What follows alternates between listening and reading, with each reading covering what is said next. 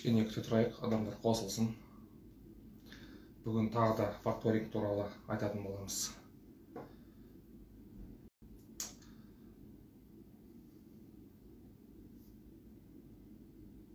Қайырлы кеш, құрметті Омаркет тұтынушылары, Омаркет қатысушылары. Бізде жаңалық бітпейді. Әр кез бізде жаңалықтар, акциялар, жаңалықтар жасалынып отырады. Сол үшін біз кешкі уақытта таңдадық. Вебинарға шыққанға. Саламатсыз ба, Алика ханым. Бүгін факторинг туралы сіздерге сызып тұрып көрсетем. Факторинг өткен сұрап жатқан кісілер көп, түсінбей жатқан кісілер көп. Ол қалай жұмыс жасайды? Қарапайым поставщикке қандай пайдасы бар? Және факторингтің өзіне ондай услуга жасаған үшін қандай процент ұстап қалады? Сол бойынша айтатын боламыз. Және біздің курсқа біз акция жариялап отырмыз. Тек қана госзакуп порталынан хабар бар кісілерге ғана. То есть СФ толтыра алатын, накладной толтыра алатын, және келген договорға подпись жасай алатын. Егер осыдан хабары бар кісілер болатын болса, сол кісілерге біз үлкен ауқымды скидка жасағалы отырмыз. Әрине оны кішкене адамдар қосылсын, факторинг туралы түсінік болсын. Содан кейін барып біз аяғында бағасы қалай болатын, және аз уақыттың ішінде ғана уақыт беріліп отыр ол акцияға. Сол акцияға кім тіркеліп үлгереді, сол кісілерге мүмкіншілік болады. Ол курстың форматы тоже онлайн форматта болады. Курстың уақытысы 2 күн.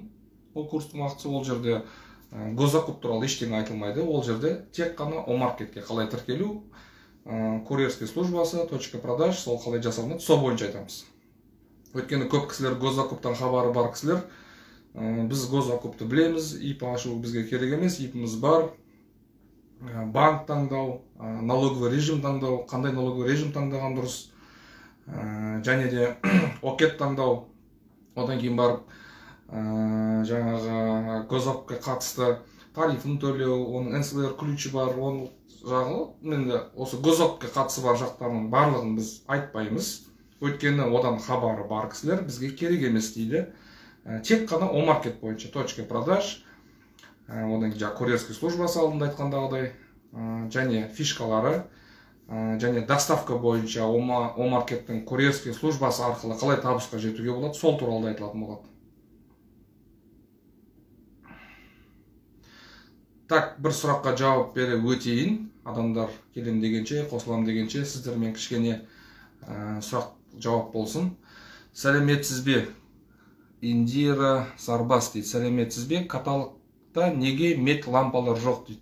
Өйткені сіз салмағансыз соған. Сіз салмағаннан кейін жоқ ол лампалар.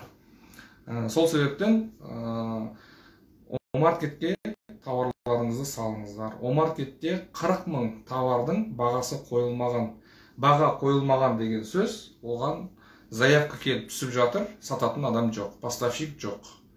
Тіркелген поставщиктер өздерінің айналысып жүрген нишасы бойынша жасап жатыр, және біздің беріп отырған нишамыз бойынша олар жұмыс жасап жатыр. Ал енді қаншама товар тіркелмеген, қаншама товардың бағасы қойылмаған. Қазір жылдың аяғы, мәне күз мезгілінің 1-ші айы қазір келді. Қазір заявкалар күннен күнге үдере түсуде. Осы уақытқа дейін заявкалар күнделікті 10-15 заявка алып отырсақ, біздің өзіміз қазір заявка одан да көбейді. Сол себептен достар, уақыт деген жетпейді. Жұмыс істейін деген адамға өз-өзіме бастығым жоқ, өз-өзім ақшамды өзім табам, өз ақшамды өзім игерем, және маған орта керек, білетін эксперттер керек. Ақшам таусылса, ақшалай маған кім көмек бере алады? Заң аясында, заңмен договор арқылы жұмыс жасағым келеді, таза жұмыс жасағым келеді дейтін кісілер болатын болса, онда сіздер сол ортаны таптым деп ойлай беріңіздер. Бізбен жұмыс жасасып жатқан, бізден обучение өтіп, табысқа жетіп жатқан адамдардың саны жетіп артылады, және бізбен бірге болғысы келетін, бізден курс өткісі келетін кісілердің де саны өте көп. Әрине, әрқайсысы әртүрлі жағдаймен курс өте алмай жатыр. Біреуінде жаңағы көшіп жатыр деген сияқты, көшіп жатыр, тағы біреулерінде ақша жетпей жатыр, тағы да бірдеңе. Енді адам болғаннан кейін әртүрлі факторлар болады. Так, тағы да сұрақ екен. Индира Сарбас, Алматыда офис бар ма дейді. Офисіміз Алматыда емес, бізде бірақ қана офис, осы Астана қаласында.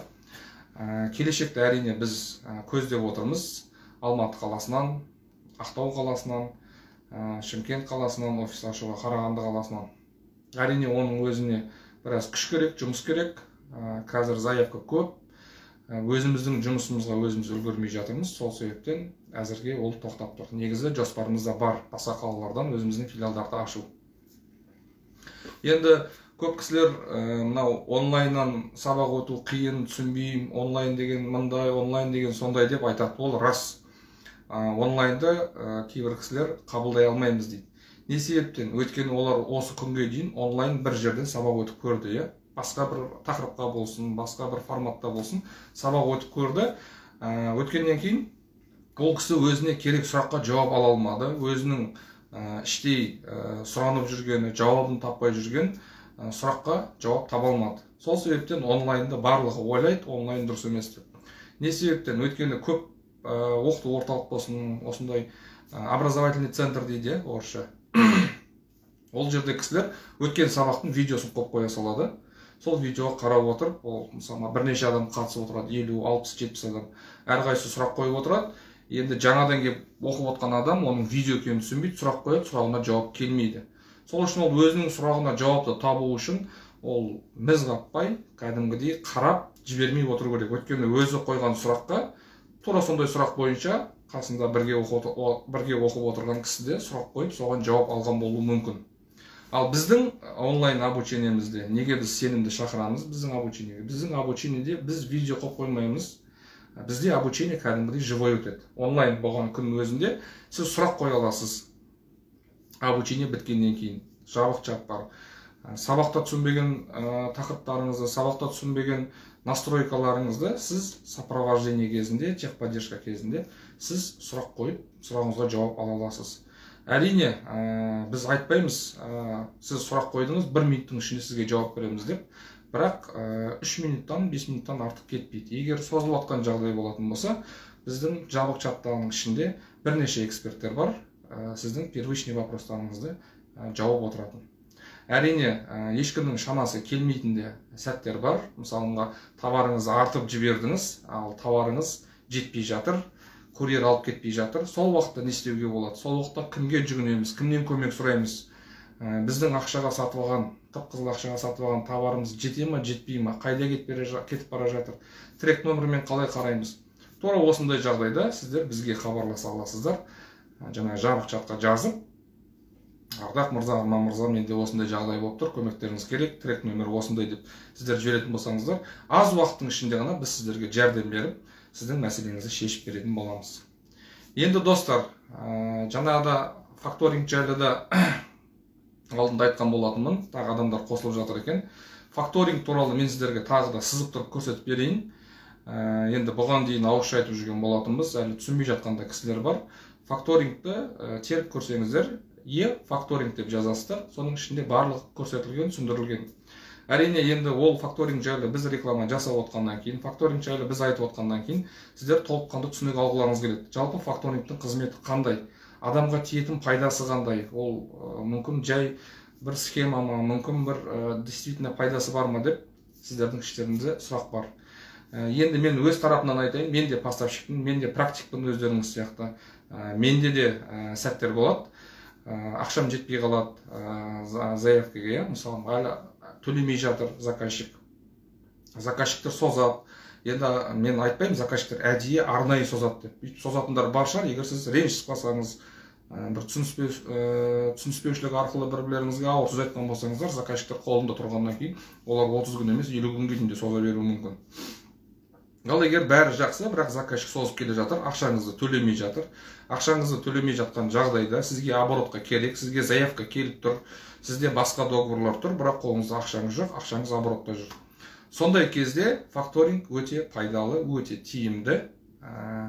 Кез келген адам қолында счет фактурасы бар болатын болса, 10 миллион теңгеге дейін факторингтен ақша ала алады. Енді бұл тек қана Омаркетке қатысты емес, Госзакуп порталы бойынша да, егер сіз тендер ұтып алған болсаңыз, 10 миллионға дейінгі сізге факторинг компаниясы көмекке келеді. Енді ол қалай жүргізіледі? Мысалға, сіздер 200 мың теңгеге мысалы Омаркет бойынша айтайық, 200 мың теңгеге поставка жасадыңыздар. 200 мың теңгеге поставка жасағаннан кейін сіздің ақшаңыз счет фактураны, мысалы факторинг арқылы алғыңыз келсе, сіз білмейсіз ғой, заказчик сізге 10 күнде төлейді ма, 20 күнде төлейді ма, 30 күнде төлейді ма, болмаса 3-5 күн ішінде төлеуі мүмкін. Заказчиктер әртүрлі. Енді 200 мың теңгенің жаңағы несін 200 мың теңгенің заказын жапсаңыз, сіздің 200 мың теңгеңіздің 20%-ын факторинг компаниясы 80%-ын ақшасын сізге төлеп береді, 20%-ы өзіне ұстап қалады. Ол әлі заказчик факторингке төлеген жоқ компаниясына. 80%-ын сізге бір жұмыс күн ішінде төлейді, одан кейін 20%-ын неге ұстап отырады факторинг компаниясы? Өйткені факторингке жаңағы сіз доставка жасаған заказчик факторингке ақшасын төлейді. Енді осы кезде ол қалай жүргізіледі? Мысалымға, заказчик 10 күннің ішінде төлейтін болса, сіздің 200 мың теңгеңізден 1,5% ұстап қалады. Ол дегеніміз 3 мың теңге. Ал егер жаңағы заказчигіңіз 30 күннің ішінде төлейтін болса, онда 2,96% ақша ұстап қалады. Ол дегеніміз 5.920 теңге. 200 мың теңгеңізден 5.920 теңге ұстап қалады. Жаңағы ұстап отқан 20%-ның ішінен 5.920 теңгесін факторинг компаниясы өзіне алады да, қалған 20%-дің 5.000-нан алған қалған суммасын сізге өзіңізге салып жіберетін болады. Бұл әрине прозрачно, оңай, скрытый комиссиясы жоқ, дополнительный оплатасы жоқ. Анда 1000 теңге төле, мында 2000 теңге төле деген ешқандай дополнительный комиссия жоқ. Сол себептен достар, факторинг арқылы осылай жұмыс жасауға болады. Егер заказчик 30 күнде де төлемей 50 күнге асырып жіберетін болса, сізден ұстап отырған 20%-дің 5.23%-ын өзіне ұстап қалады. Жаңағы факторинг компаниясы. Бұл қалай жасалынады? Достар, мен сіздерге көрсетейін, қазір ол зеркальный болып көрінеді ма, қалай көрінетін? Сіздерге мен сызып көрсетейін. Мысалымға 200 мың теңге, мысалымға 200 мың теңге. Мына, егер осы 200 мың теңгенің мысалымға 10 күнде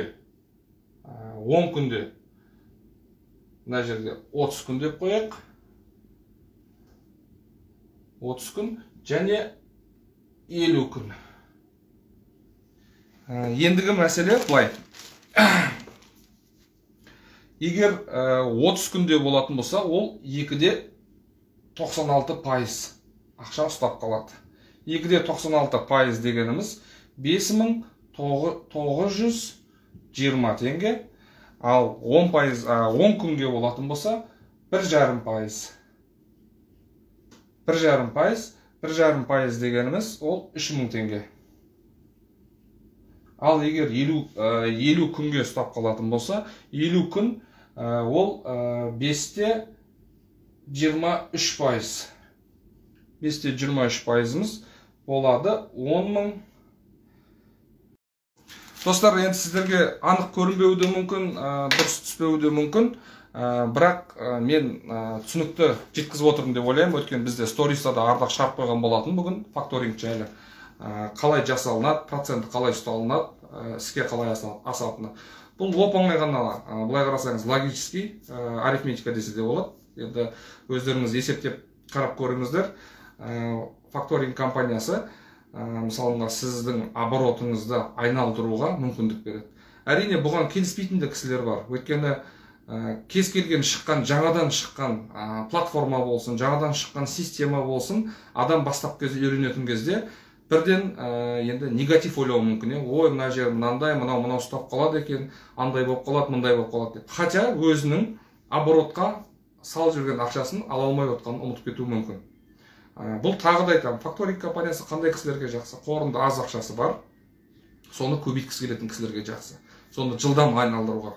Өйткені бізде көп хабарласады, қолында 1 миллион, 2 миллион, 3 миллион теңгесі бар кісілер. Олар Омаркет арқылы жұмыс жасайды, Омаркетке поставкасын жасайды, бірақ кейіннен келген заявкаларды обрабатывать ете алмайды. Не себептен? Өйткені ақшасы оборотта жүр. Ол қашан төленеді, қашан күтем деген сияқты сұрақтар көп. Ал енді сіздер тез айналдыру үшін факторинг компаниясы таптырмайтын мүмкіндік. 10 миллион теңгеге дейін, 1 миллион теңгеге дейін жұмыс жасасаңыз да болады, 5 миллион теңгеге жұмысын жасасаңыз болады, Омаркеттің форматында омаркетке допуск берілетін 100 МРП болатын болса, 291 мың теңгеге дейін сіздер жұмыстарыңызды омаркет осы факторинг арқылы жасасаңыздар болады. Сіздерге көмек береді. Ендігі достар, тағы да бір сұрақтарыңыз бар ма? Түсінбей тұрған факторинг жайлы кім түсінбей тұр, кім тағы да дополнительно не білгісі келеді? Мына жерге астына жазып отырсаңыздар, сұрақтарыңызбен кішкене бірге сұрақ жауап қылып, бір сабақ есебінде жүргізіп жіберсек те болады. Сол үшін сұрақтарыңызды қоя беріңіздер осы жерге.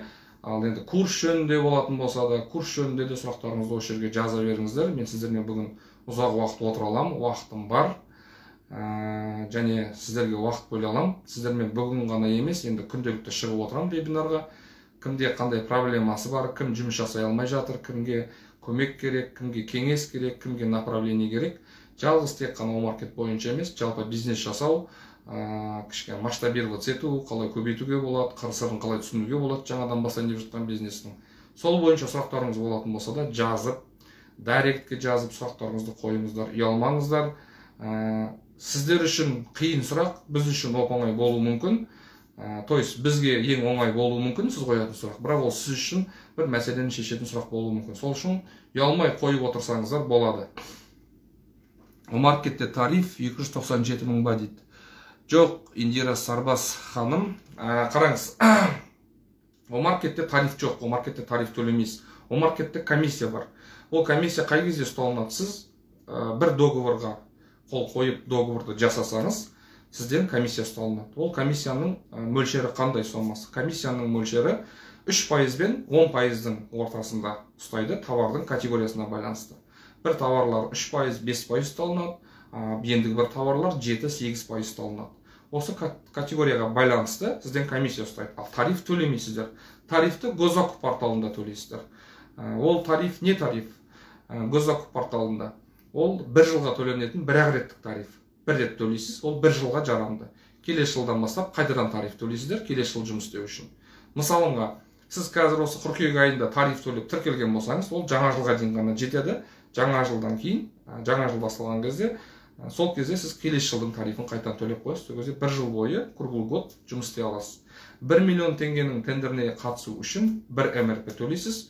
10 миллион теңгенің тендеріне қатысу үшін 10 МРП төлейсіз. Енді 1 МРП-міз біздің 2917 теңге.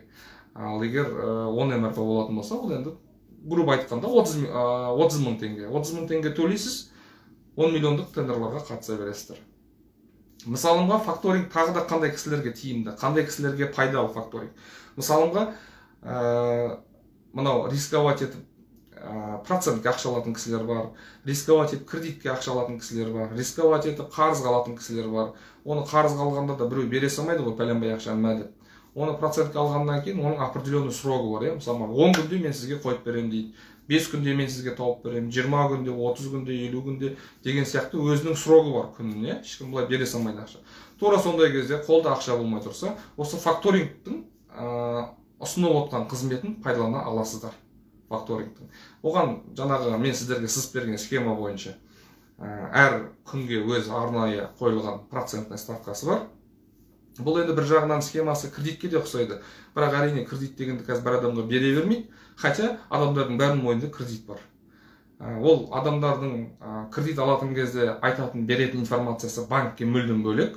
Не үшін алып отқан кредит? Алғаннан кейін жарататын жағындағы кредит ақшасы мүлдем басқа жаққа.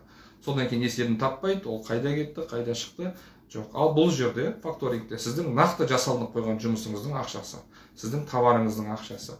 Сіз соны қолыңызда ұстап отырмас үшін, то есть заказчик қолында ұстап отырмас үшін ол ауада висит етіп тұрып, сіз оборот жасай алмауыңызға кедергі. Ал факторингтен алып алатын болсаңыз, сіз оборотыңызды жылдамдата аласыздар. Мысалға, 2 миллион теңгенің ақшаны сіз омаркеттің ішінде бір 10 күннің ішінде жасап тастайсыз 2 миллион теңгені. То есть товар сатылып апарып тастайсыз. Қалған 20 күніңізді қалай жасайсыз? 20 күннің ішінде 2 миллион бірден түседі ма? Ол қанша күнде түседі? То есть келіп тұрған сіздің ақшаңыз түскен уақытта алдындағыдай заявка бола ма? Мықты заявка. Мықты заявка келіп тұрған кезде сіздің ақшаңыз басқа жақта тұр.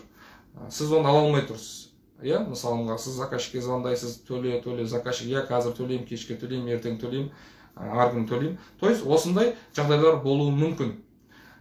Сондай кезде факторинг компаниясына сіздер өздеріңіздің жаңағы ұсыныстарыңызды айтып, олардың жасап отқан қызметтеріне жүгініп, солардан ақшасын алатын болсаңыздар, сіз келесі келген заявканы жауып, ары қарай жұмыс істеп кете аласыздар. Достар, түсінікті ме айтып отқаным? Сұрақтарыңыз бар ма факторинг жөнінде? Сұрақтарыңыз болса, даусым жақсы естіліп тұрса, сіздерге түсінікті болса, кішкене плюс қойып қойсаңыздар, сіздердің менімен бірге отырғандарыңызға мен де көз жеткізейін.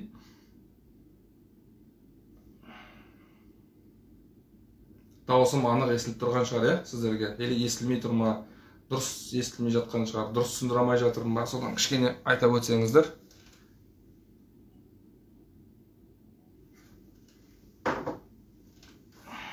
Жақсы, жақсы. Өте жақсы. Енді мына іштеріңізде тағы да бір сұрақ қоя өтейін сіздерге. Мынау жасап отқан акциямыздың толық айтпай тұрып, сіздерден тағы бір хабар. Госзакуптен хабары бар, Омаркетпен жұмыс жасай алмай жүрген адамдар плюс қойып өтсеңіздер. Госзакуппен жұмыс жасап жүр, бірақ Омаркетпен жұмыс жасай алмай жүрген адамдар плюс қойып өтсе енді.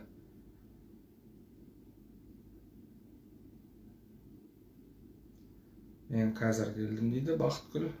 Қош келдіңіз Бақытгүл ханым. Кім госзакуппен жұмыс жасап жүр, СФО толтырып, накладнойын толтырып, договорды подписать етіп, кім жасап жүр? Және сол адам Омаркетпен жұмыс жасай алмай жүр. Товарын тіркей алмай жүр, болмаса товарын тіркеп жүр, продажасын жасай алмай жүр, точка продаж қоя алмай жүр. Омаркеттің нишасы, Омаркеттің ішінде горячий предложение деген бар. Ол кәдімгі, мен оның атын алтын сандық деп айтам. Горячий предложение деген өте керемет нәрсе. Оған товар тіркеп, нан іздеудің қажеті жоқ. Горячий предложениемен қарап отырып, күнделікті 30-40 мың теңге ақша табуға болады. Ассалаумағалейкум дейді. Уағалейкум ассалам. Мейк видео, бұл кісі бізбен көктемнен бері қарап келе тұр ғой деймін, шатаспасам. Так, достар, қараңыздар. Біз Омаркет бойынша обучение жүргіземіз. Госзакуп порталы бойынша обучение жүргіземіз, және Самұрық Қазына порталы бойынша обучение жүргіземіз. 3 портал бойынша да 100% гарантиямен жүргіземіз обучениені. Обучениенің бізде форматы көп, түрі көп. Енді оған біз тағы да дополнительный формат қосып отырмыз. Ол қандай формат обучение? Ол жерде біз тек қана Омаркетті оқытамыз. Ол кімге үйретеміз, кімге айтамыз ол Омаркет туралы? Ол госзакуптен хабары бар кісілер. Қазіргі бізге жинап отқанымыз 20 адам жинап отырмыз. Госзакуптен хабары бар, госзакуп туралы сұрақ қоймайтын, тек қана Омаркетті білгім келеді дейтін. Өйткені бізге заявка қалдырады обучение өтеріңізде. Біз звондаған уақытта, көбінесе мен өзім звондап жүрмін қазір заявка қалдырған кісілерге. Олар айтады, маған тек қана Омаркетті үйретіңіз, маған накладной керек емес, СФО керек емес, оны өзім жасап жүрмін. Маған тек Омаркет керек дейді. Тура солай, сіздердің іштеріңізде бар болса сондай кісілер, тек қана Омаркетті ғана үйренгім келеді, подписать ету, ИП ашу, налоговый режим маған керек емес дейтін болсаңыздар, сіздерге біз арнайы скидка, акция жариялаймыз. Бүгін қыркүйектің 10-ы, қыркүйектің 15-не дейін. То есть қыркүйектің 14 күні түнгі сағат 12 дейін акция. Бізде қазіргі уақытта жеке курстың бағасы, Омаркеттің жеке курстың бағасы 100 мың теңге, топпен оқитын 1 айлық марафон курс 70 мың теңге. Ал енді госзакупсыз тек Омаркетті ғана оқып алам дейтін болатын болса, ол кісілерге қыркүйектің 14-ті түнгі сағат 12-ге дейін біз 49 мың теңгеге жеңілдік жасап отырмыз. То есть 70 мың теңгеден 21 мың теңгені алып тастаймыз, 49 мың теңгеге тек Омаркет бойынша. Курс 2-ақ күн болады, сабақ. Енді 2 күн болғандықтан бір сабағымыз 3-3,5 сағатқа созылуы мүмкін. Тоже ішінде 1 жылдық сопровождениесі бар, 1 жылдық консультациясы бар, техподдержкасы бар. Және 2000 актуалды сұранысқа ие товар тізімі беріледі қосымша. Сабақты өткізетін Ардақ Омарұлы, Омаркет порталының эксперті, номер 1 Қазақстандағы эксперт, және біздің оқыту орталықтың өзі номер 1 Омаркет бойынша.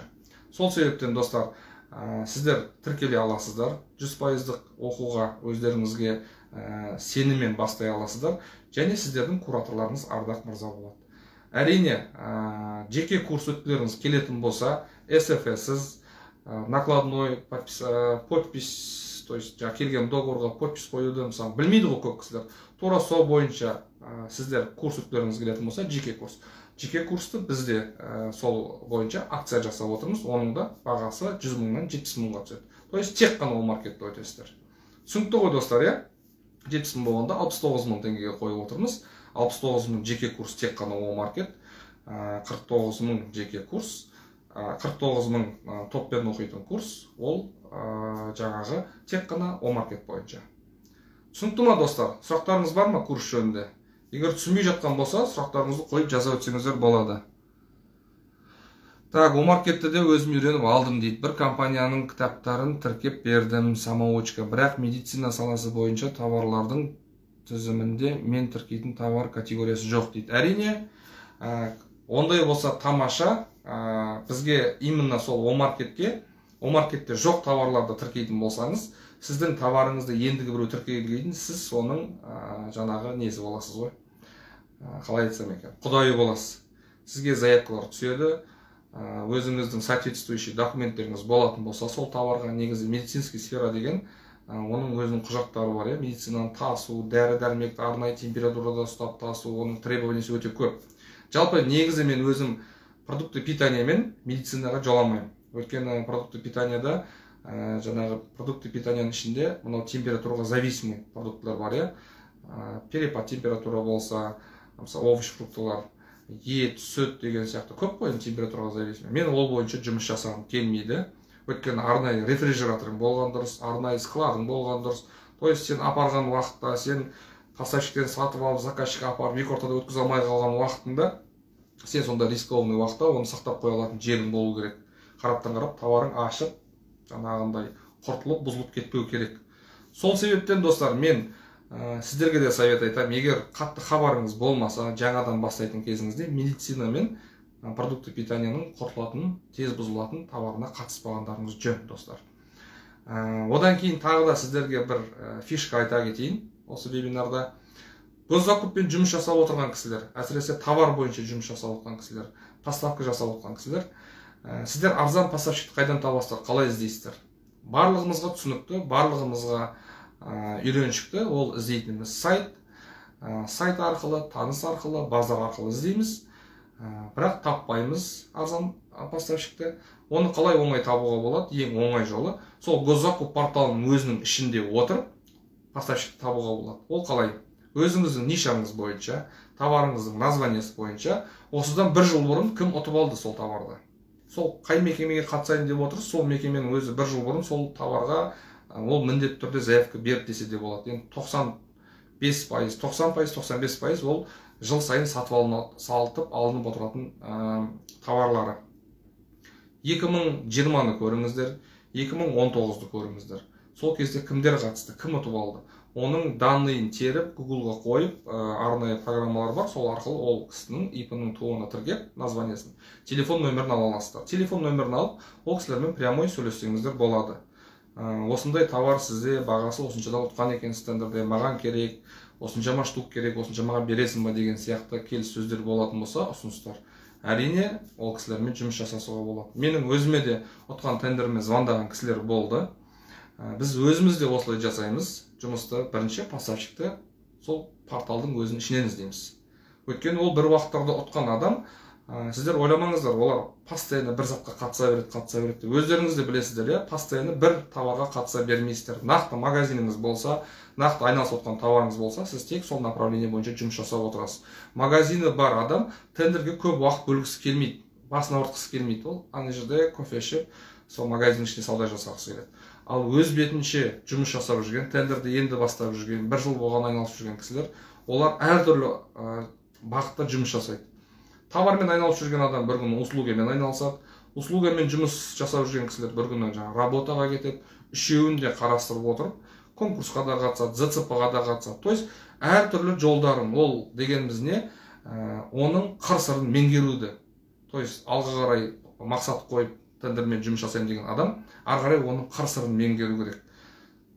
Арзанға товар таптың, кнопкасын бастыңда тендерге подавать ете салдың, ұтсаң ұттың, ұтпасаң қойдың. Үйтетін болсаң, әрине ол 100-ден 1-еуін ғана ұтасың, 100-ден 1-еуін ғана жасайсың, и то несі маржасы төмен болады өте.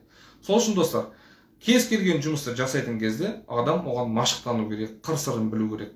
Бәріне күш керек емес. Сәл әдіске салсаңыз, кез келген жұмыстың шешімін оңтайлы шешіп кету, кез келген жұмыстың мәселесін оңтайлы шешіп кетуге болады. Түсініп отырсыздар ғой достар, айтып отқанымда. Госзакуп порталының ішінде осыдан 1 жыл бұрын кім ұтты? Болмаса сол товар бойынша болып кеткен, уже жаңағы завершен деп тұрады ғой. Мысалы, өтіп кеткен осы жылдың бас жағында ойнатқан мекемелер бар, элементарно, просто түсінікті болсын, туалетная бумага, включатель кім ұтты арзан бағаға, пәленбай суммаға. Міне сол кісілерді сіздер тауып алып, Госзакуптың ішінен өтіп кеткен уақыты бойынша звондап оларға, соларға келісіп, сіздер жасасаңыздар болады. Мысалға, ол жерден де келісіп, мысалға, бір мекеме ремонт жасайтын болса, оған бір 3 миллионға зат керек болса, допустим, сіз стройматериал болатын болса, сол 3 миллионды сіз бір 5 күнге келісіп, алып, факторинг ақылы ақшасын қайырып берсеңіз болады, достар. То есть, сіздерге мынау ақша таппай жүрмін. Мына көбісі обучениеге келетін кісілердің бірінші айтатын сөзі ақша. Негізі бірінші адамда проблема ақшада емес, бизнес бастау үшін, курс өту үшін де. Адамға бірінші шешім керек. Нақты керек пе, керек емес пе, соны табу керек.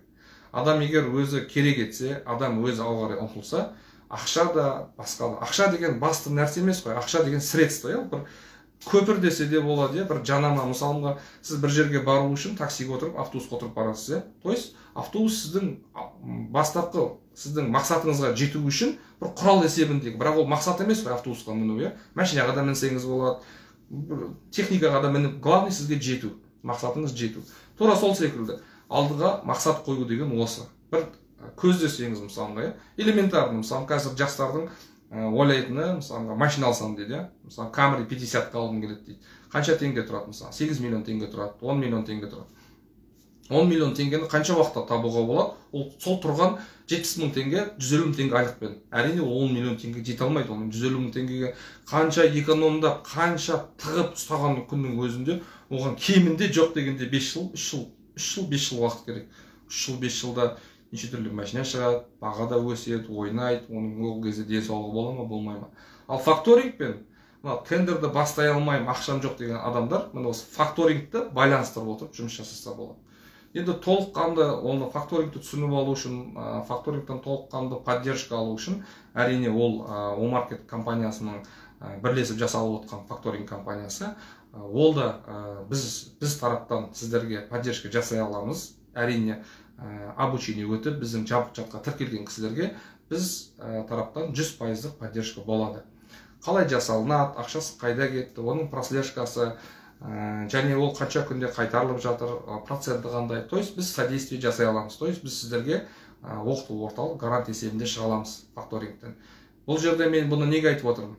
Жаңадан бастап отырған адамдар, болмаса енді сондай кісілер болады, әрдеңенің күдікпен қарайтын. Енді әр адам өз ақшасы болғаннан кейін еңбекпен тапқан ақшасын біреуге беріп қойғысы келмейді. Қарызға алған тауарын тоже ақшасын біреуге беріп қойғысы келмейді, қорқады бастапқы кезде. Омаркетпен де тура осындай болды. Бастапқы кезде адамдар қорқып жүрді, бастап кетуді ойланып жүрді. Бірақ аяғында қазір табысқа жетіп, курсын өтіп алып, жұмыстарын жасап жатыр. Сол себептен достар, тендермен айналысамыз, қорықпаймыз. Біздің командада болыңыздар. Қазір жылдың аяғы, қазір мүмкіндік, оборот жасап қалатын, жылдың аяғына дейін мемлекеттік мекемелер өз бюджеттерінде освоение жүргізеді. То есть жылдың басынан бастап осы уақытқа дейін сатып алып үлгермеді, тендер объявлять етті, ол жаңағы тендерді объявлять еткеннен кейін біреу ұтты, оған біреу жалбы жасады. То есть сот процесс, ол қайтадан қанша уақыт 2 рет 3 рет объявлять етіп қалып кетеді. Қайтадан ол орындалып жатыр ма, орындалып жатқан жоқ, ол из одного источника жетем дегенге дейін оның өзінің процедурасы бар, правиласы бар. Енді қатысып жүрген кісілер бұны толық түсінеді. Сол кезде ол тендер қайда кетеді, мысалға? Ол бәрібір алу керек, мысалы, өзінің срогы бар, уақытысы бар тоже.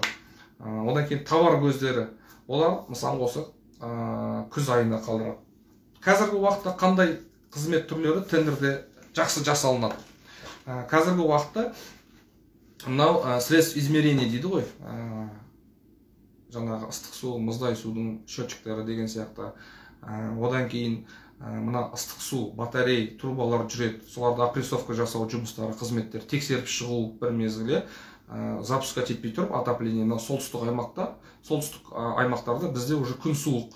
Адамдар куртка киіп жүр далада. Әрине қазір ойнамалы ауа райы, ертең қайтадан шортиларын киіп шығуы мүмкін, бір 5-10 күн ішінде. Бірақ дегенмен уже қанша күн жылынғанмен алдымызды білеміз, қыс келе жатыр. Қанша жылынғанмен арты суып кететініне.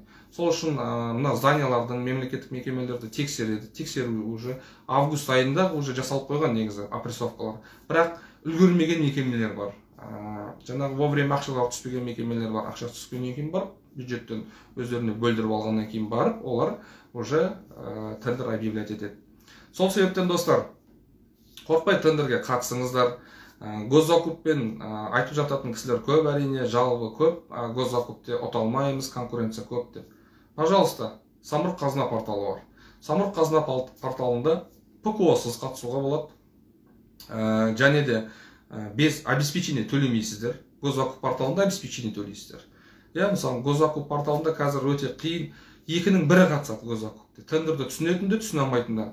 Мышканы ұстай алады, кнопканы баса алады, бірақ оның правиласын түсінбейді, қалай жасау керек, фишкасын түсінбейді. Күнделікті енді қаншама оқыту орталық бар, ол жерден қаншама топ-топ болып оқып шығып жатқан кісілер бар. Олар ары қарай жұмыс жасай алмайды. Неге? Өйткені оларда жаңағы сопровождениесі қиын. Және адамдардың өздері де бір-екі рет қатысады госзакупке, ұта алмайды. Одан кейін олар тексереді ғой, неге мен ұта алмадым, ұтқан компания қанша баға қойды, менің бағам қанша, екеуінің бағасы жер мен көктей. Қатысқан, ұта алмаған адамның ойында қандай ой келеді оған бірінші? Бұл коррупция шығар, қалай пәленбай арзанға бұлар ұтып алып жатыр, ал біз даже бұндай арзан бағаны базардан да таппай жатырмыз деп адамдар қойшы құрсын деп тастап кетеді. Әрине, дәл осы кезде адамдар сынбау керек. Дәл осы кезде керісінше қиындаған сайын сіздерде қызығушылық арту керек. Сіздер бастапқы кезде бірінші соғысқан стенаңыздан теріс айналып кетіп қалмаңыз. Оны бұзуға талпыну керексіздер. Оны тесіп өтуге талпынуыңыз керексіздер. Сіздер тендермен айналысуға келе жатсыздар, тендермен айналысуды бастадыңыздар.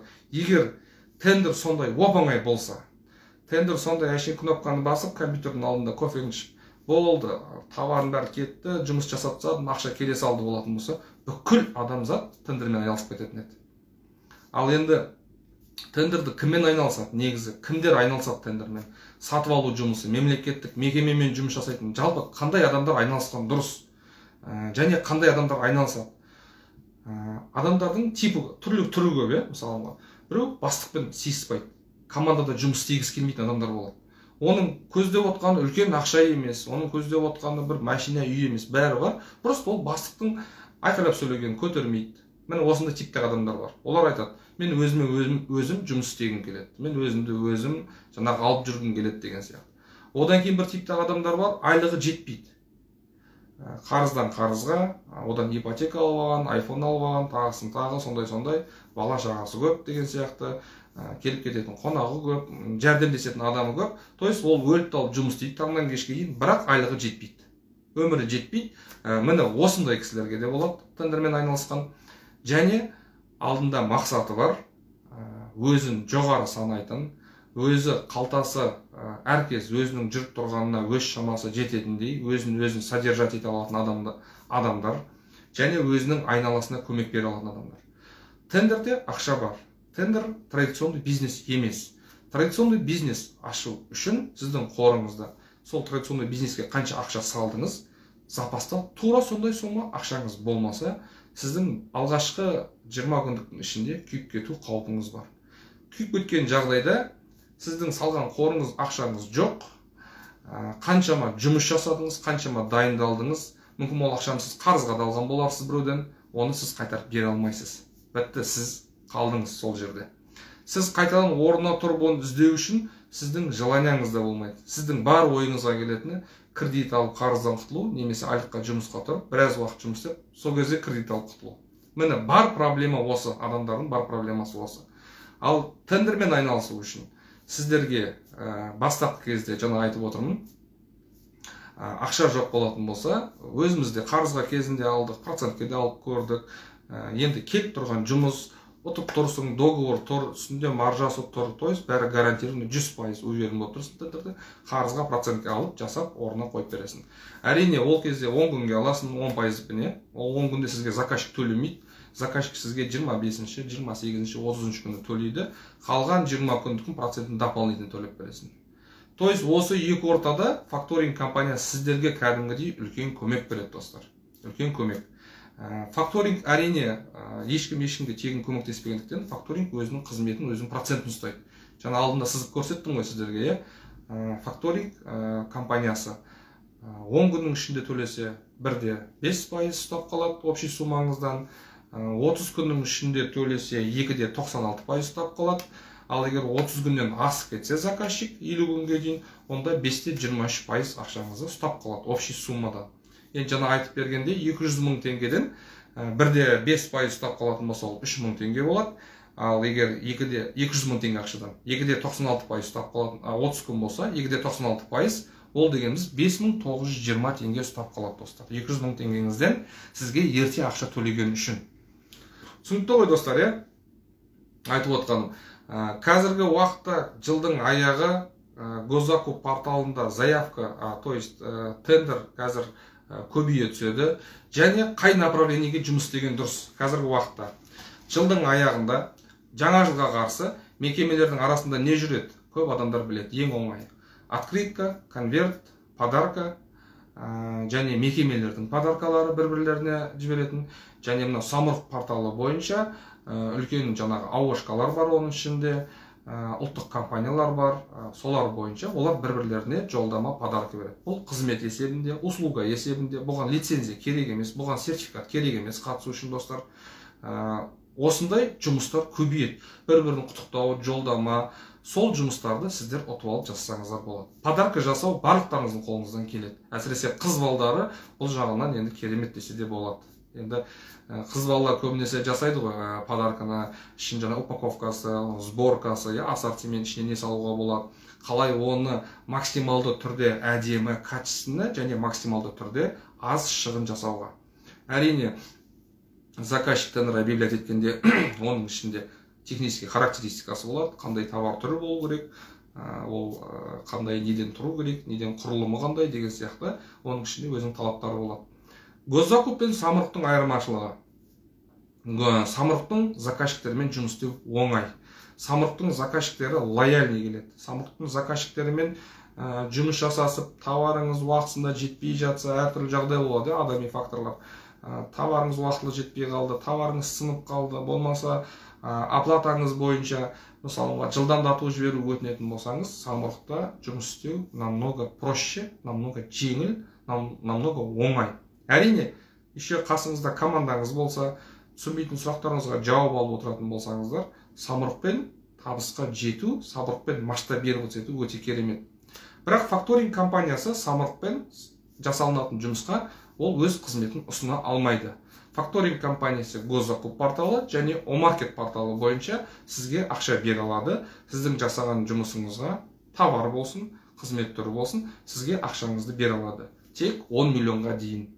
100 миллион теңге, 20-30 миллион теңге деген жоқ, 10 миллион теңгеге дейін. То есть 1 теңгеден 10 миллионға дейін. 300 мың теңге болуы мүмкін, 3 миллион болуы мүмкін, 9 миллион теңге болуы мүмкін. Факторинг компаниясы сізге бере алады. Так, достар, қандай сұрақ бар екен? Түсінбей отқан кісілер болса. Омаркеттен тендер алсаңыз, соның договор госзакупқа келеді. Бақтияр мырза бір кісіге жауап беріп отыр ғой деймін.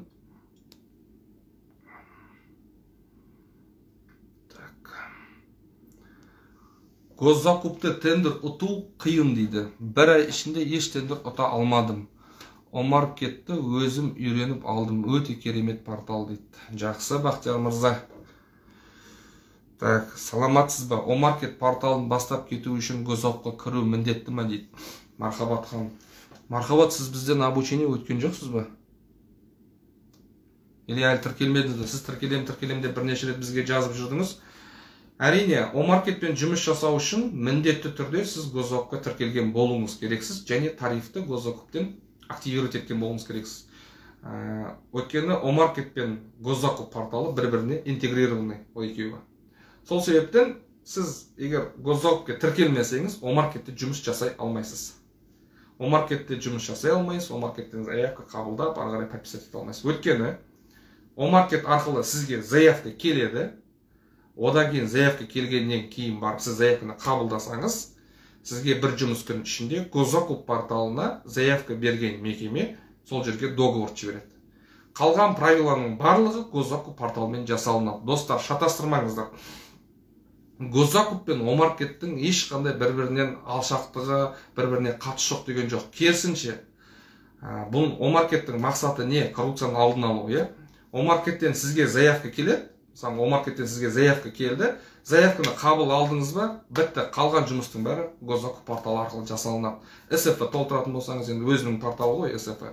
Бірақ енді госзакуптен мысалы накладойға дейін не ол подписать ету керек, договор келеді, оны подписать етесіз, утверждениесі бар, подтверждениесі бар, анаусы бар, оны біткеннен кейін барып товарды салып жібересіз, накладной толтырасыз, транспортный накладной дейді, және товарный накладной. Накладной толтырасыз, накладной толтырып болғаннан кейін барып товарды жібересіз. Мекеме товарды қабылдап алып накладноймен өзінің печатын қолын қояды, сізге электронды түрде жібереді, электронды түрін аласыз да, соны СФ-ға тіркеп, электронный счет фактураңызды госзакуп порталына жібересіз. То есть, сіздің жұмысыңыз бітті осымен. Ендігі кезек, сіз ақша күтесіз. Мекемеге кетті, бухгалтер қабыл алды, электронды түрде, бухгалтер оны обработкаға жібереді. Бухгалтердің жаңағы енді ұмытпай тез төлейтін болса 3 күннің ішінде, 5 күннің ішінде төлеп жібереді. Негізі көбінесе 10-15 күн ішінде төлеп жатады. Кейбір мекемелер 30 күнге дейін де созып жатады. Осы уақытта негізі айтайын деген госзакуп пен Омаркеттің жұмысы осылай. Енді факторингті қосатын болсақ, осы уақытта сіз факторингке жүгініп, факторинг арқылы 30 күн, 15 күн, 20 күн бойы күтпей, одан албасаңыз болады ақшаңызды. Факторинг арқылы. Жаңа алдында да сіздерге көрсеткен болатын мен факторингті. Жаңадан кісілер келді, жаңадан келген кісілер егер факторинг туралы түсінбей қайтадан сұрақтарыңыз болса, ерінбей сіздерге қайта түсіндіріп беруге дайынмын. Ұялмай сұрақтарыңызды қойып отыра беріңіздер. Так, Жанат Құттілеуова дейді, қайырлы кеш дейді. Кеш қайырлы болсын, кешіміз жарық болсын, түніміз тыныш болсын. Сізге дополнительно қоса өтейін. Достар, мынау факторинг жайлы тағы да кім білгісі келеді? Мен жаңа алдында сызып, осы вебинар басылған уақытта сызып көрсеткен болатынмын. Енді бұл зеркальный бұл көрсетіліп тұрған шығар, қанша процент. Міне қараңыздар, тағы да айта өтейін, ренжімесеңіздер. Егер 200 мың теңгеге сіздер заявка жапқан болсаңыздар, бір договор Омаркеттен, бұның ішінде сіз 200 мың теңгенің 20%-ын факторинг компаниясы өзіне ұстап қалады. Факторинг компаниясы өзіне ұстап қалады. Неге 20%-ын өзіне ұстап қалады факторинг компаниясы? Өйткені, так, за факторинг неше процент ұстайды дейді. Міне сіздерге айтып жатырмын, Айдана ханым, тыңдап алыңыздар, жақсылап. Факторинг жайлы толық ақпарат қалай алсақ болады дейді. Бақтияр, қараңыз, міне айтып отырмын сіздерге. Міне 200 мың теңге. Сіз Омаркеттен 200 мың теңгеге заявка жаптыңыз. Электронды счет фактураңыз жасап қойдыңыз да, заказчикке жібердіңіз. Заказчикке жібергеннен кейін сіз ақша күтесіз. Тура осыны факторинг компаниясына сіз ұсынасыз. Сізге факторинг компаниясы мына 200 мың теңгенің сізге 20%-ын ұстап қалады да, 40 мың теңге олай, 200 мың теңгенің 20%-ы 40 мың теңге. 40 мың теңгені өзіне ұстап қалады да, сізге қалған 160 мың теңгені салып береді. Ендігі уақытта ол қалай іске асырылады? Одан кейінгі жұмыс, заказчик жаңағы факторинг компаниясына ақша төлеу керек. Заказчик факторинг компаниясына егер 10 күнде төлейтін болса, онда сіздің общий суммаңыздан 1,5% ұстап қалады. 1,5% дегеніміз 3 мың теңге. Сонда мына 40 мың теңгеден минус 3 мың теңге алып тастайсыз, сізге 37 мың теңгесін одан кейін салып жібереді. Егер заказчик факторинг компанияға 30 күннің ішінде төлейтін болса, онда 2,96% ұстап қалады факторинг компаниясы. 2,96% дегеніміз ол 5920 теңге. Мына 40 мың теңгеден 5920 теңге ұстап қалады. Егер 30 күннен 50 күнге асып кететін болса, онда 5-те 23% ұстайды. 5-те 23% дегеніміз 10.460 теңге. 40 мыңнан 10.460 теңге ұстап қалады. Сіздің қолыңызда 180 мың бірдемсе қалады. Достар, түсінікті ма көрсетіп отырғаным? Біз жаңа енді қазақша видеосында жасап шығарып қойған болатынбыз. Қазақша видеосы арқылы көріп алсаңыздар да болады, сол жерде көрсетіліп тұр. Және e-факторинг компаниясына кірсеңіз, соның ішінде бәрі анық, қарапайым тілде ғана көрсетілген e-факторинг компаниясы. Әрине енді бізде орыс тілі қатар жүргендіктен орысша, порталдың бәрі орысша болады. Қазақ аудиториясы орысшадан қиналатын болатын болса, бізге жазып, бізден сұрасаңыздар, біз сіздерге жол көрсетіп, үйретіп айта аламыз, қалай жасау керек, қалай пайдалануға болады деген сияқты.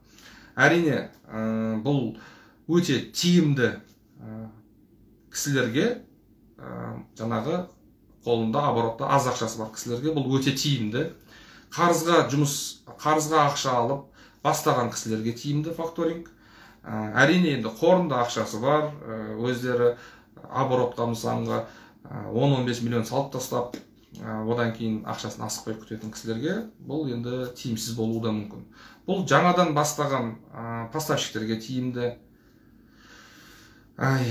Жаңадан бастаған поставщиктерге тиімді, қарызға алып бастаған кісілерге бұл тиімді. Бұл оборотта, қолдағы обороттағы ақшаны сіз, қолдағы ақшаңызды оборотқа салып жіберген уақытта ауада тұрады ғой, енді ақша пока ол жаңа тауарымыз кетті, енді заказчик сізге төлегенге дейін бірнеше уақыт өтеді. Сол уақытты текке жібермес үшін, сол уақытты босқа құртпас үшін сіздің мақсатыңыз осыны факторингті пайдалану. Өте жақсы бұл сайт e-факторинг. E-факторинг деп терсеңіздер, сіздерде жаңа сайттарыңыздан шығу керек. Ішін ашып, ақтарып, тексеріп қарап көрсеңіздер, пайдалы ақпараттар бар. E-факторинг компаниясы 10 миллион теңгеге дейін сіздерге жәрдем бере алады. 10 миллион теңгеге дейін деген айтып отқаным енді 5 миллионыңда жұмысын жасауыңыз мүмкін, 3 миллионыңда жұмысын жасауыңыз мүмкін. Бірақ 10 миллион теңгеден аспау керек. Және тек қана госзакуп Омаркет порталы арқылы жасалынады. Басқа недропользование бар, самұрық қазына порталы бар, ол порталдар бойынша олай жәрдем бермейді, достар.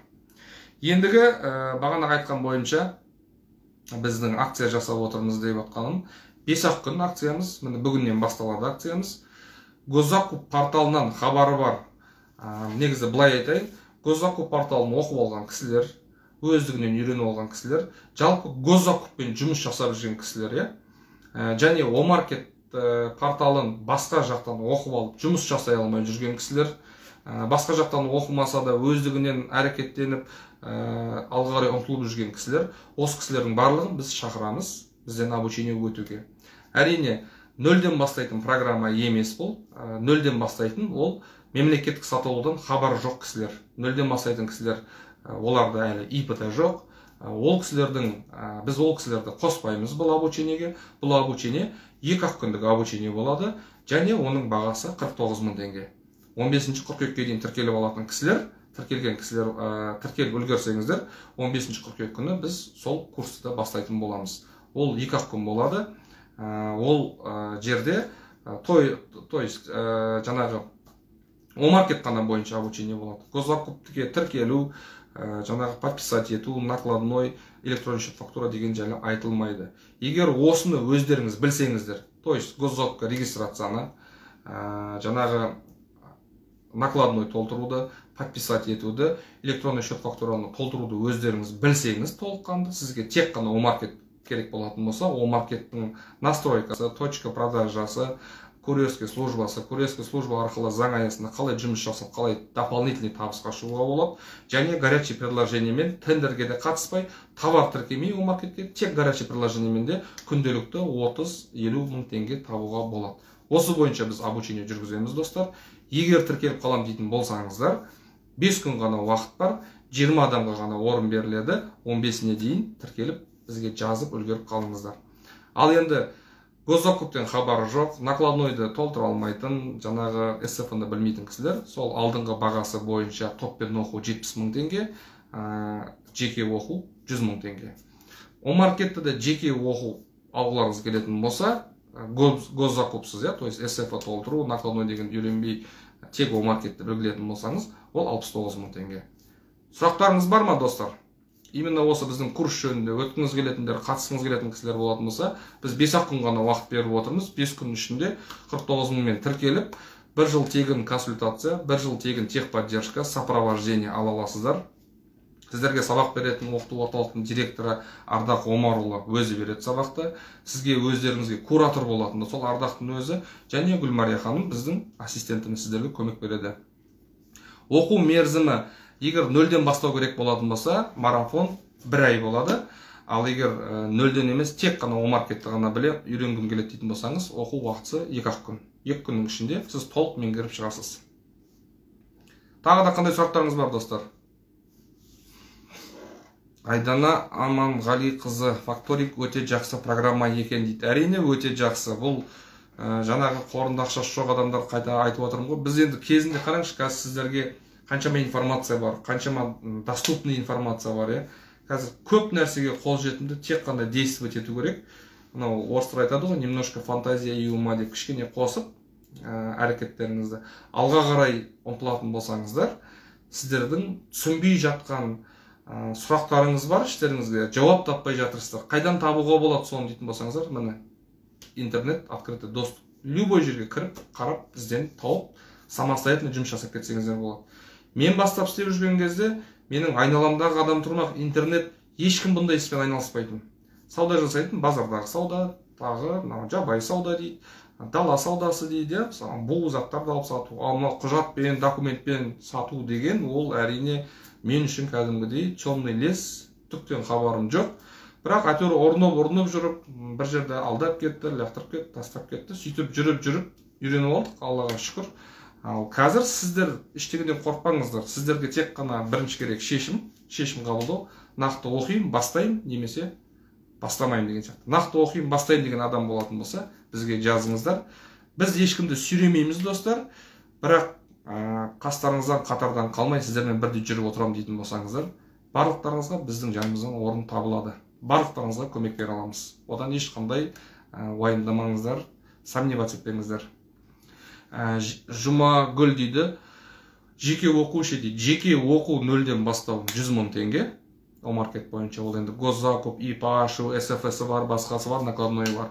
Ал егер тек қана Омаркет бойынша болатын болса, ол 69 000 теңге жеке курс. Ол жазы тек қана Омаркет бойынша болады. Бірақ достар, жеке курстың, топпен оқитын курсқа қарағанда айырмашылығы неде? Айырмашылығы ең бірінші, біз сабақ болатын уақыттың графигін сіздің уақытыңызбен өзіміздің уақытты сәйкестендіріп, бір уақытты қойып белгілейміз. То есть сіз сабақта пропускать етіп алдым деген сізге ондай мүмкіншілік бермейміз. Сіз міндетті түрде қатысуыңыз керексіз сабаққа, міндетті түрде информация алуыңыз керексіз және сол бойынша жұмыс жасауыңыз керексіз. Ол біріншіден, және жеке курс деген ол неограниченный. То есть сіз бүгін оқисыз, ертең, ар күні, ар күні жұмыс жасайсыз, кейін тағы да түсінбеген сұрағыңыз болса, прямой видеомен шығып, 15 минуттық, жарты сағаттық видеоға шығып, өзіңіздің уақытыңызға байланысты. Біз жеке курстың группасы бар бізде, WhatsApp группасы, сол WhatsApp группаның ішіне қосып қоямыз. Оның ішінде уже 1 ай, 2 ай болды адамдар жұмыс жасап келе жатыр. Оның ішінде первичный вопростар болады. То есть сіздің графигіңізді сәйкестендіріп, сіз ертеңгі уақытта, түстен кейінгі уақытыңыз болса, курс өтуге сіз жазып, Ардақ мырза ертең түстен кейінгі сағат 4-ке мен тіркеп қойыңыз, мен сабақ өтемін, мен осы уақытқа босым. То есть осындай жағынан ыңғайлы.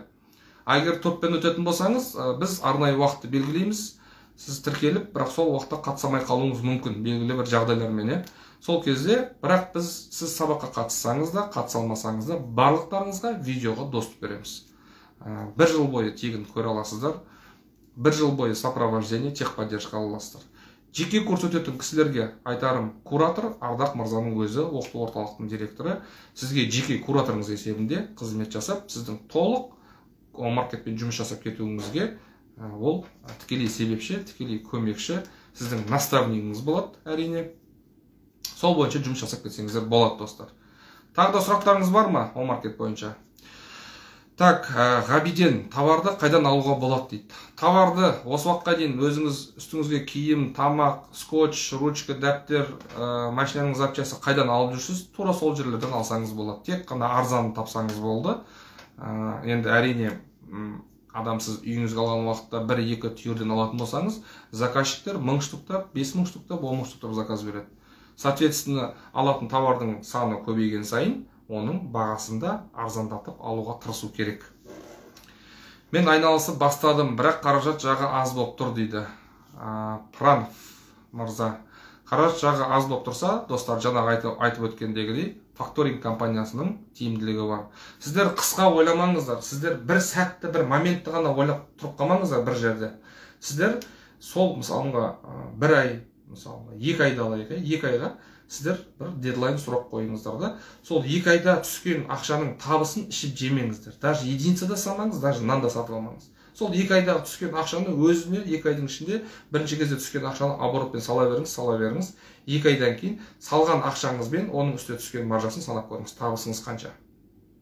Одан кейін барып, бұл осыны қор есебінде қойып қойып, мына тұрған суммаңызды қайтадан айналдырсаңыз болады. Мен сіздерге қазір тегін сабақта айтылатын информацияларды айтып отырмын. Сіздерге тегін айтылып отқан информацияны дұрыс қабылдап, осыны іске асыруға машықтаныңыздар, іске асыруға асығыңыздар. Бізде март айында осылай вебинарымызды көріп отырған кісілер осы жаз айының ортасында, аяғында курсымызды сатып алып, курсымызды өтіп, қазір табысқа жетіп оқып жатыр. Март айында 28 000 теңге болған оқуды сатып алмай, 70 000 теңге болған оқуды сатып алды. Не себептен, достар? Неге деп ойлайсыздар? Енді әрине бәріне бірдей емес жағдайлары. Енді әркімде әртүрлі жағдай, біреу айтады өзінің жағдайын, біреу айтпайды. Сол сияқты, достар. Ол көктемде сатып алмаған себебі өткені күдік болды, уайым, ойланып жүрді, қалай жасаймыз, қалай істейміз, бұл жігіттерге сенуге бола ма, бұлар кімдер өзі деген сияқты. Әрине ол кезде бізді көп адам танымайтын. Қазірдің өзінде де көп адам танымайды, өткені біз көп реклама жасамаймыз, реклама жасауға уақытымыз да жоқ. Бірақ бізден курс өткен кісілер арқылы келіп сабақ өтіп жатқан кісілер көп, және басқа оқыту орталықтардан оқып алып, бірақ қайтадан бізге келіп бізден оқу курс өтіп жатыр. Әрине ол біз үшін іштей өзімізге қуаныш, өзімізше жаңағы авторитет бізге, біздің репутациямызда жақсы жұмыс істеп жатыр деген мақсатта. Өйткені басқа жерден курс өткен адам не үшін бізден келіп курс өтеді? Ол жерде неге үйренбеді? Пәленбай мың ақша төлеп. Неге қайтадан сол жерге бармайды? Неге одан требовать етпейді? Менің өткен пәленбай ақшам бар, төледім, үйренген түгім де жоқ. Накладной толтырамайтын госзакупты оқып алған, бірақ накладной толтырамайтын кісілерді де көрдік.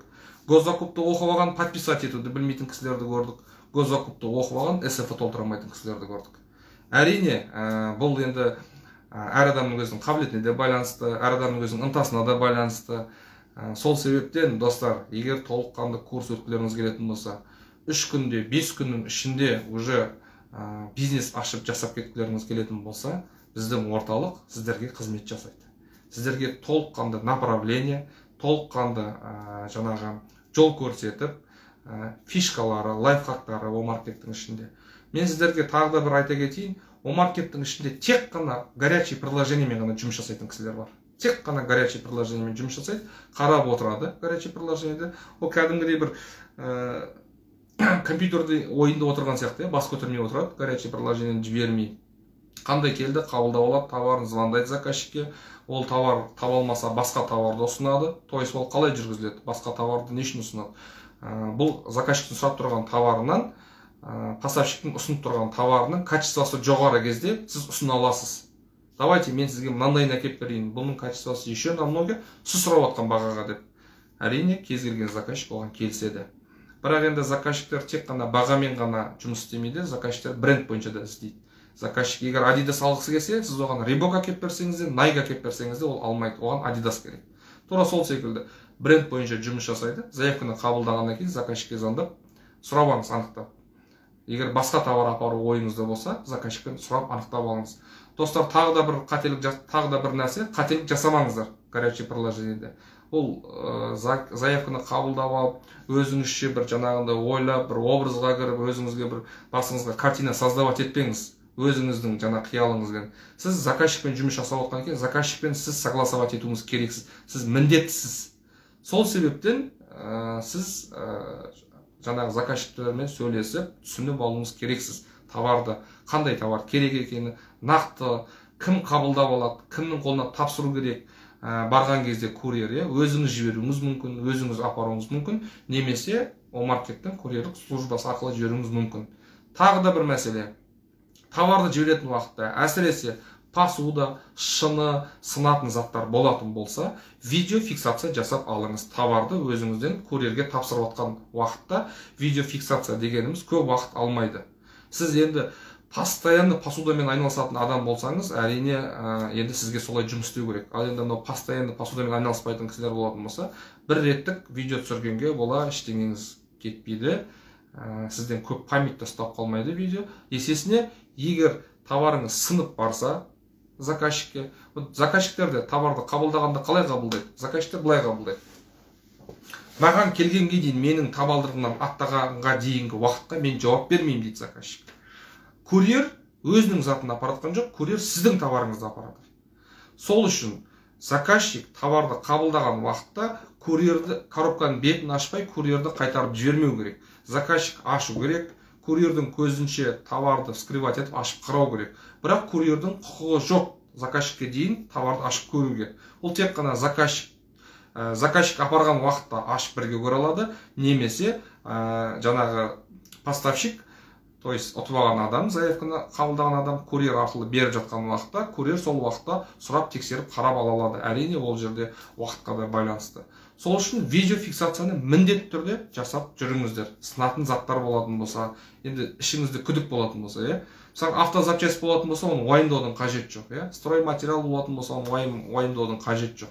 Енді строй материалдың да өз ішінде сынатыны бар, сынбайтыны бар, майысып қалатыны бар, мыжылып қалатыны бар деген сияқты бөлініп қалатын. То есть сондай кезде заттарыңызды ұқыпты салуға тырысыңыздар. Ол тек қана Омаркет бойынша емес, ол басқа порталдар бойынша да. То есть басқа заявка, мысалы, Каспиймен де жұмыс жасайтын болсаңыз, өзіңіз жеке доставкалар жасайтын болсаңыз да, товарларыңызға ұқыпты болыңыздар. Жапқан уақытта, бекіткен уақытта сынбайтындай етіп, мыжылмайтындай етіп, коробканың ішіне жинап қойсаңыздар, сіздердің өздеріңіздің қалталарыңызға ұрмайды, шығын болмайды. То есть риск кішкене азаяды. 99%-қа риск азаяды.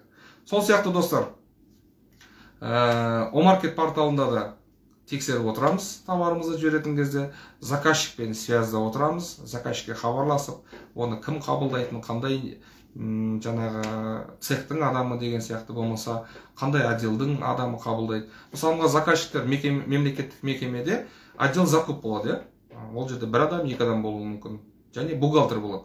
Енді қараңыздар, олар берген заявканы, бір товарды сатып алып жатса, ол сол мекеменің бір отделында жұмыс жасайтын қызметкер болуы мүмкін, завхоз болуы мүмкін, бізге осындай зат керек деп заявканы бердіреді, заказчик оны толық түсінбеуі мүмкін.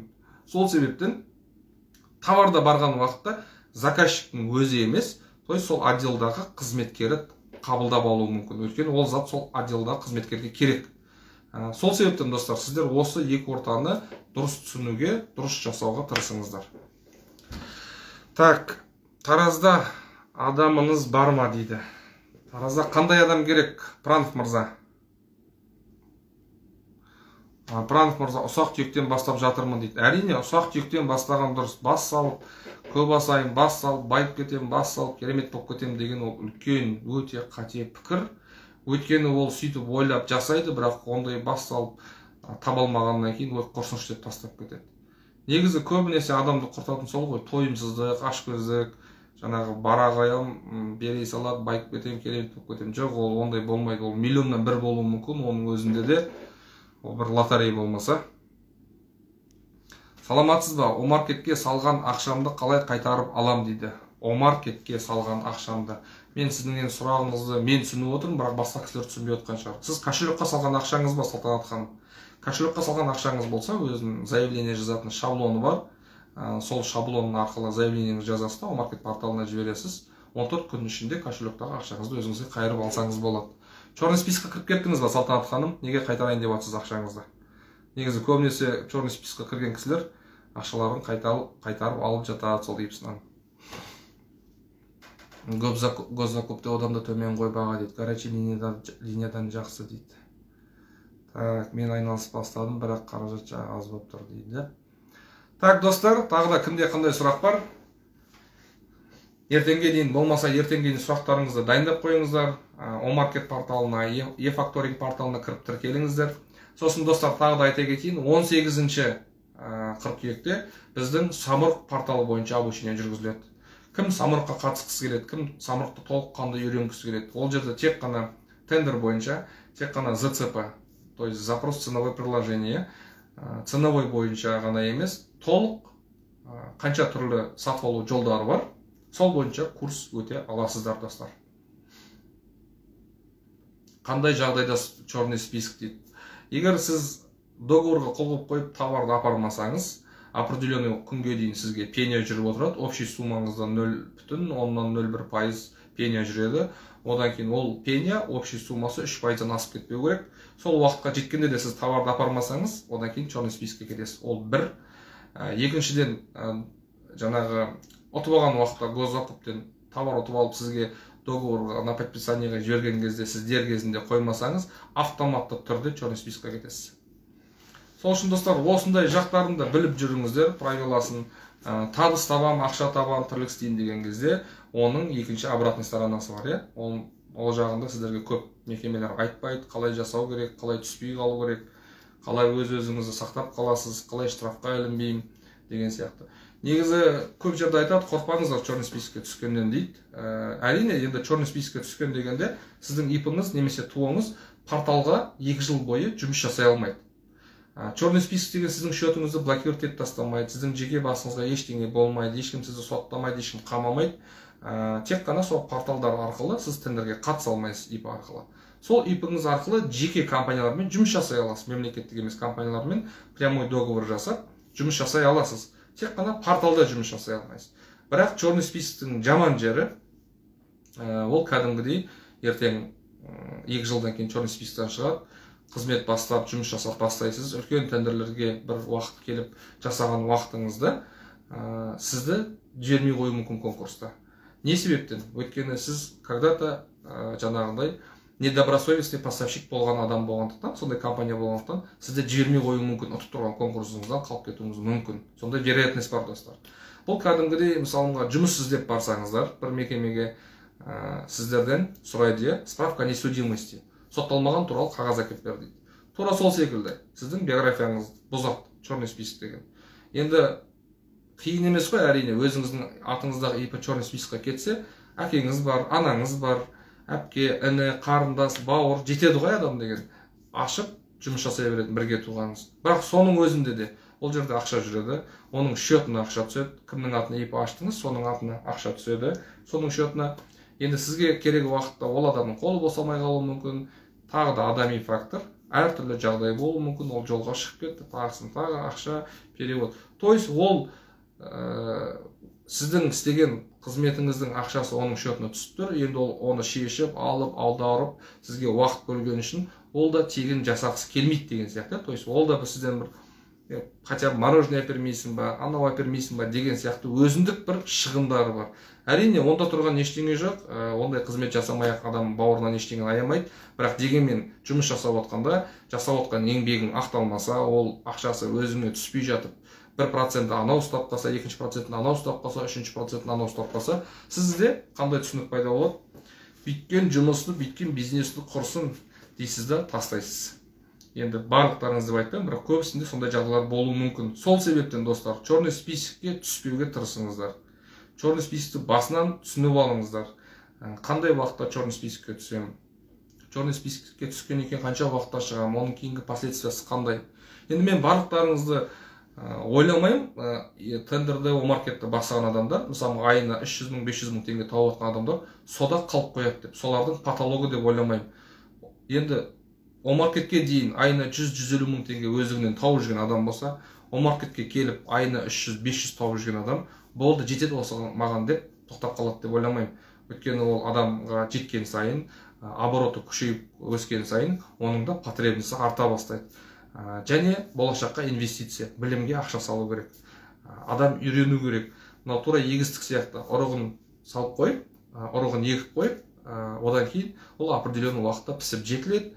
Пісіп жетілген екен бүршігін жарады деген сияқты, өз жемісін береді, табысын береді. Сол сияқты білімге, инвестицияға адамға қазір қаражат керек. Сол сияқты сізді 300 мың теңгенің бойында қалып қоймайсыз, өзіңіздің патологыңызды өсіресіз, ертең 10 миллион, 20 миллион, 100 миллион тендеріне қатысуға ары қарай машықтанып. Сіз определенный бір уровеньге келесіз, тендердің мемлекеттік сатып алу жұмыстарын үйреніп, түсініп, машықтанып аласыз, бәрін түгел. Одан кейін сіз бұны үйреніп алғаннан кейін сіз дополнительно тағы да үйренгіңіз келеді. Енді одан үлкендеуін. Мысалыға бір кісі неге конкурсқа қатыспайсыз десем, қиын ғой дейді. Мен түсінбеймін конкурсты, басым ауырып кетеді дейді. Ал госзакуп портал, простой ценовое предложениені туғаныңыздан білесіз бе, үйрендіңіз бе десем, ой, бұған да миым ашып кеп, қазір үйреніп алдым, рахат дейді. Конкурста тура солай. Адам қорқпау керек. Тәй басып жүріп үйренген кішкентай бала, ол жүгіруді де үйренеді ғой. Жүгіруді үйренген адам ертең жүзуді үйренеді. Тура сол секілді. Бір орында тұрмау керек. Бір орында тұрсаңыз, қалып қоясыз одан. Сіз дамымайсыз. Ақша табу үшін адам бірінші даму керек. Дамып, жетіп, ақшаны тауып алып, дамый алмайды адам. Адам үйрену керек, машықтану керек, ортаға бейімделу керек. Заказчиктермен тіл табысып үйрену керек. Заказчиктердің психологиясын түсіну керек. Тауар қабылдаған уақытта ол адам қалай қабылдайды. Заказчиктің орнына өзіңізді қойып көріңіз. Мемлекеттің сізге тапсырып беріп тұрған орны, должности, сізге тапсырып беріп тұрған ақшасын сіз қалай игеріп, қалай жаратып жатсыз. Сізден осы үшін сұрақ алына ма, алынбай ма, және қанша департамент сізді тексереді.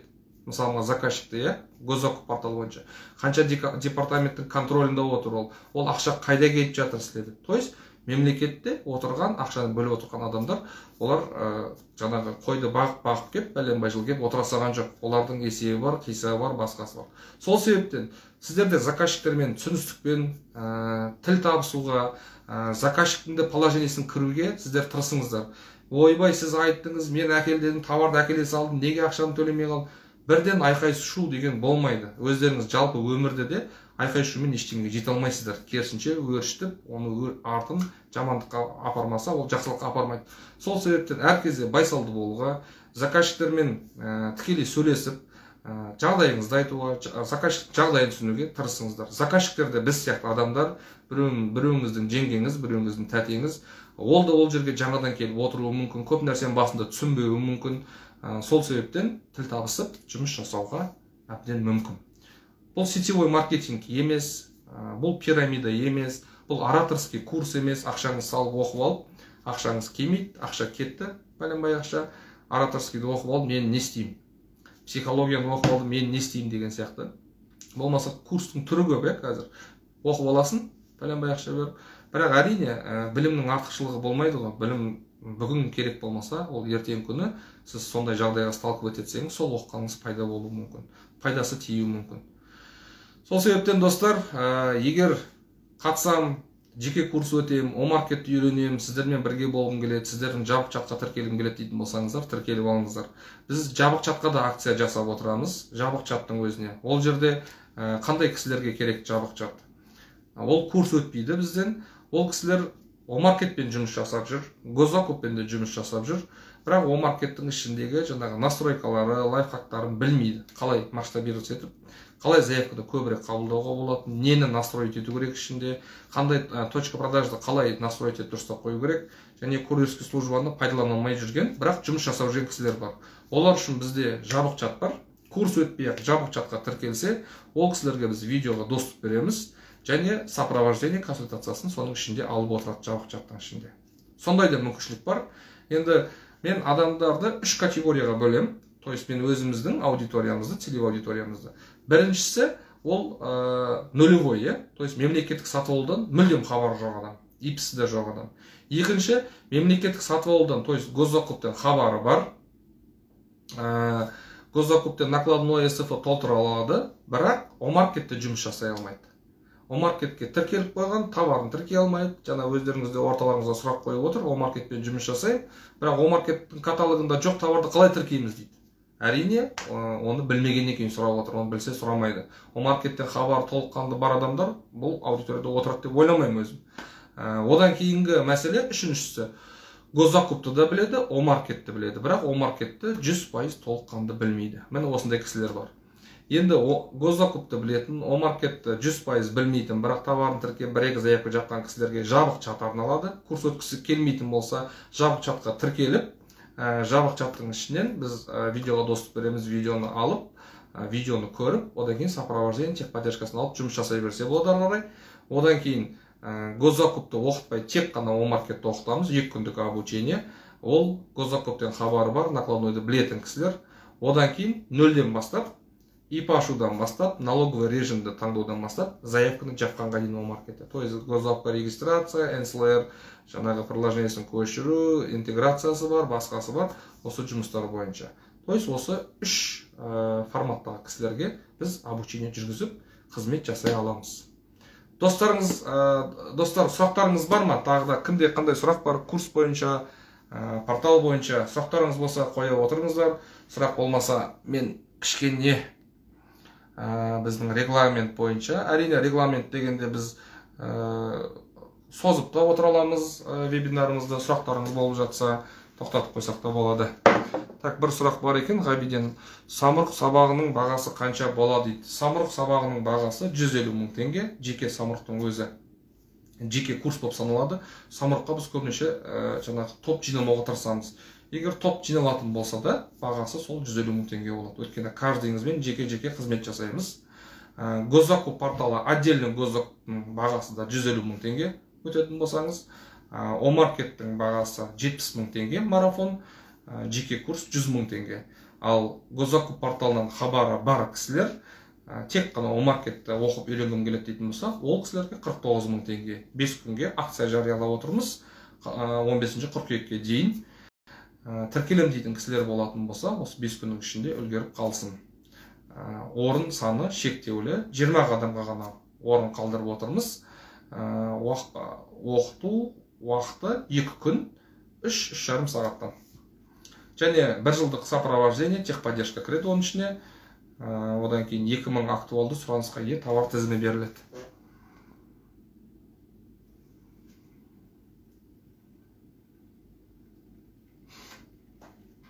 Так, Есболат Мұрза, бұрын НДСник едік дейді, қазір НДСник емеспіз дейді. Сұрақ, омаркеттен НДСті қалай алып тастаймыз? Сіздің дайректіңізге жауапты жібереміз, Есболат Мұрза. Хорошо? Күтіңіз. Біздің дайректке де жазып жіберіңіз, Есболат Мұрза. Мен Есболат деп, Есболат 85 деп тұр екен. Осы сұрағыңыз біздің дайректке жазып жіберіңіз. Біз сізге сұрағыңызға жауапты жіберетін боламыз. Так.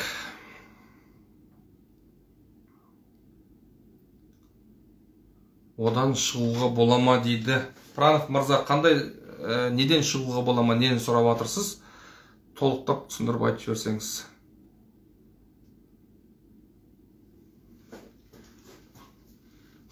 Ғабиден, госзакупта маржа жоқ қой почти дейді. Әрине, біреуге маржа жоқ, біреуде маржа көп.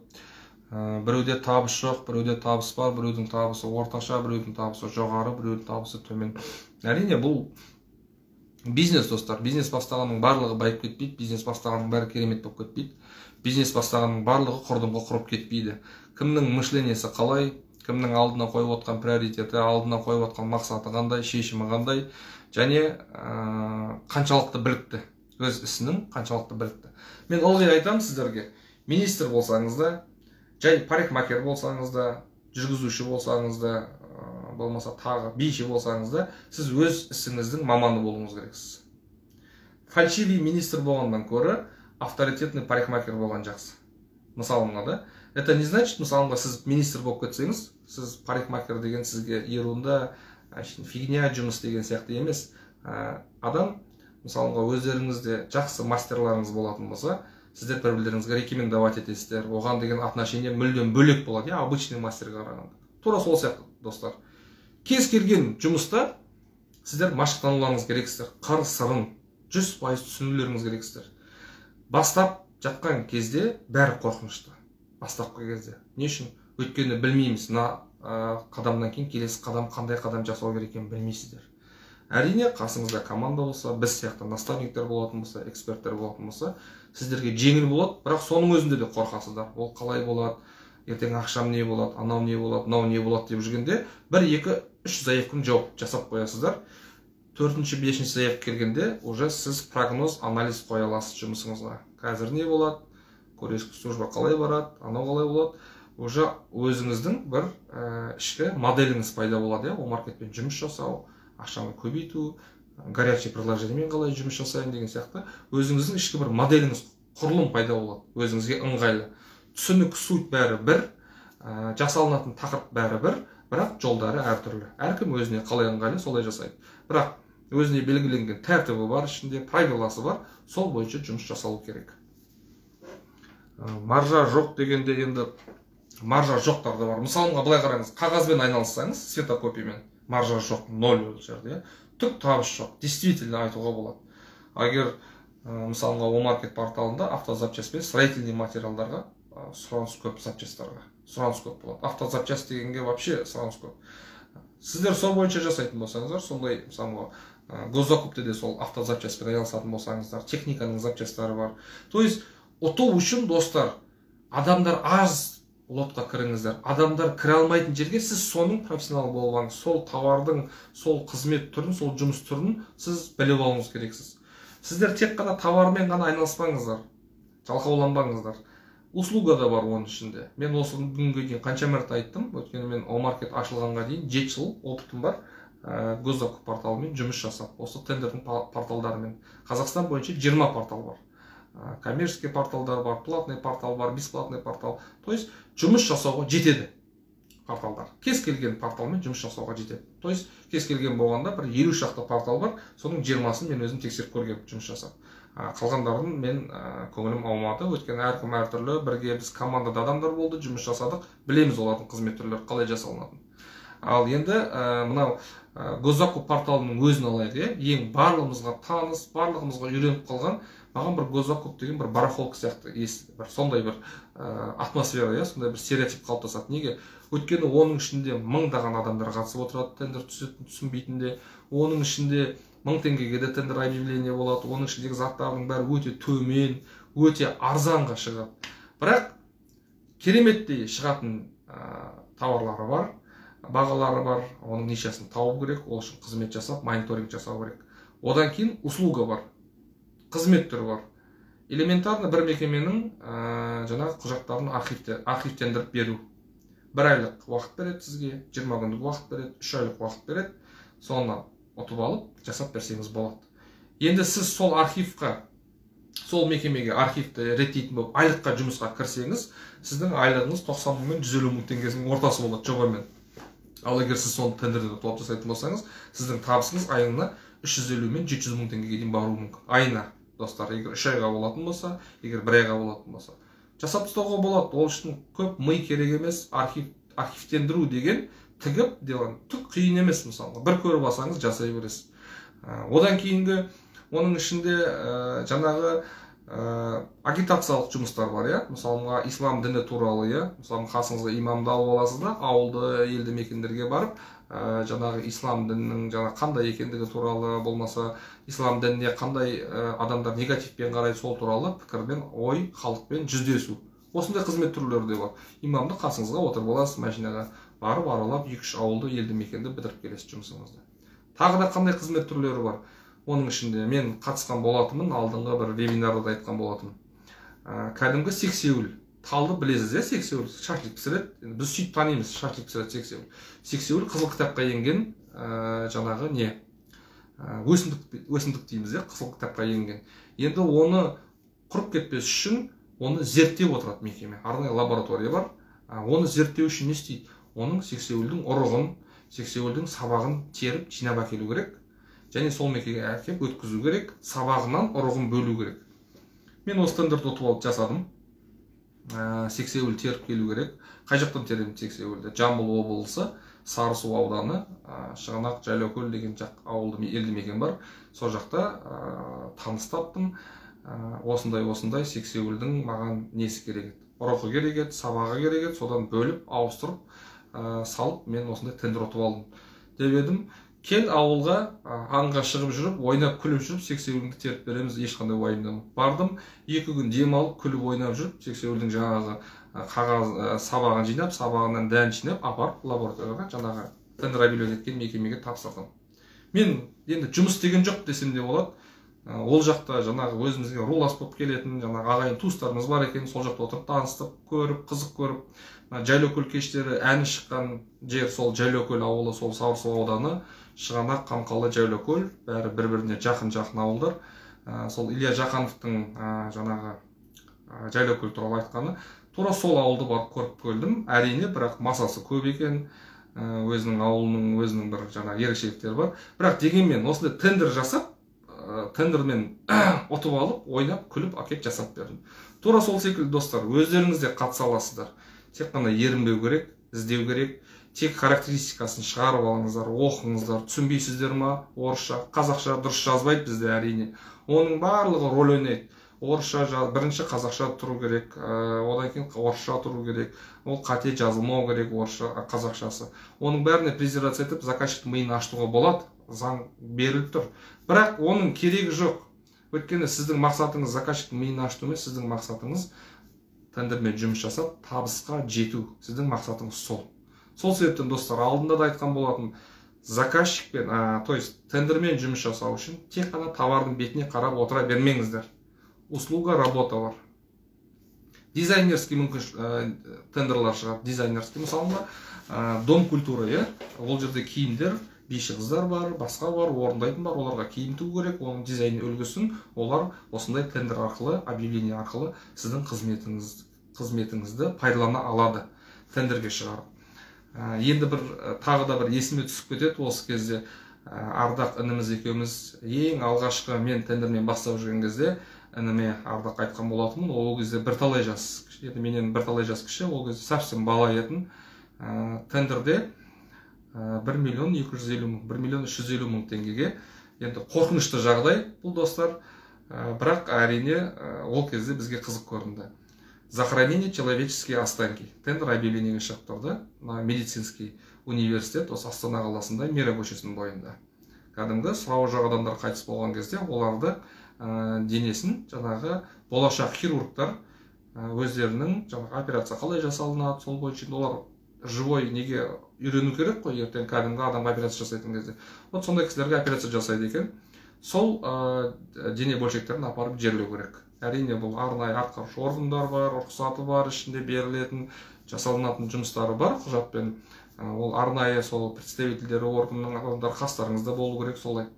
Бар жоғы 3 күн уақыт кетті, жасаған расходымыз 150 мың, 180 мың теңге ғана расход жасадық, миллион теңге табыс.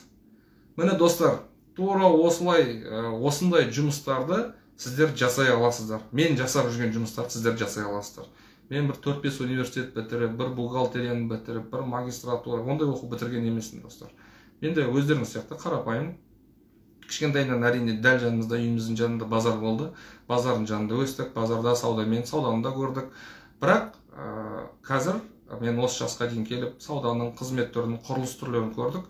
Осы жасқа дейін келген кездегі мен шешімім осы тендермен айналысу. Біз өзімізде практикпіз, тек қана оқытпаймыз. Біз еще өзімізде қатысамыз тендерлерге.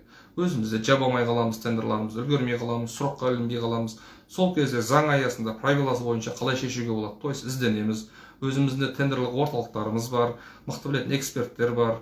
Өзі Қазақстанда, орыс аудиториясында мықты білетін эксперттер, Наталья Құдайбергенова деген бар. Сол кісі мықты эксперт, Госзакупка порталы бойынша, Самұрық қазына порталы бойынша болсын. Кез келген сұрағыңызды түнгі сағат 3-те болсын, таңғы 5-те оятып сұрасаңыз, сізге тақылдап тұрып айтып береді. Түсінікті ғой достар, Сол үшін уақытты жібермеңіздер, қарап отырмаңыздар, волшебник жоқ, аяз ата деген жоқ, бәріміз білеміз, ешкімге біздің проблеманы шешіп бермейді. Өздеріңіз әстен әрекет жасасаңыздар, әстен есіктерді ашылады. Бірден келе қалам, керемет болып кетем деген қате пікірден айырылыңыздар. Бастапқы кездегі мақсаттарыңыз сіздердің қалай жұмыс жасаймын, Омаркетпен қалай жұмыс жасаймын, Госзакуппен қалай жұмыс жасаймын, оның апасын жақтары, оның кері әсері деген сияқты жақтарымен танысып, үйреніп, 1-2 заявканы өзіңіздің опытыңыз үшін маржасы аз болса да, бірақ минус болмау керек. Минусты болатын проекттер болады, бірақ минус болмау керек. Маржасы аз болса да жасап көріңіздер, достар. 1-2 рет жасағаннан кейін өздеріңіз түсінесіздер. Бұнымен қалай ақша табуға болатын, және қандай жолдарын қарастыруға болатындығы туралы. Услугамен айналысу керек болды ғой дейді. Услугамен айналысу керек болды ғой деп дұрыс айтып отырсыз, уже кеше бастау керек. Услуга работаны қараңыздар. Өте қызмет түрлері көп, оны барлықтарыңыз болмаса да әртүрлі сала, әртүрлі категория бойынша жұмыс жасай аласыздар, достар. Сіздер қорқпаңыздар. Алып істей алмай қалам, ананы жеткізе алмай қалам, бара алмай қалам деп қорқмаңыздар.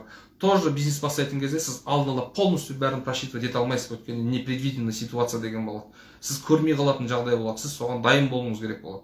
Сол үшін басты арзанға тауып тұрсыз, то есть ұтып алуға сіздің шамаңыз жетіп тұр, ақшаңыздың есебі келіп тұр ма, ақырын бастап жасай беріңіздер.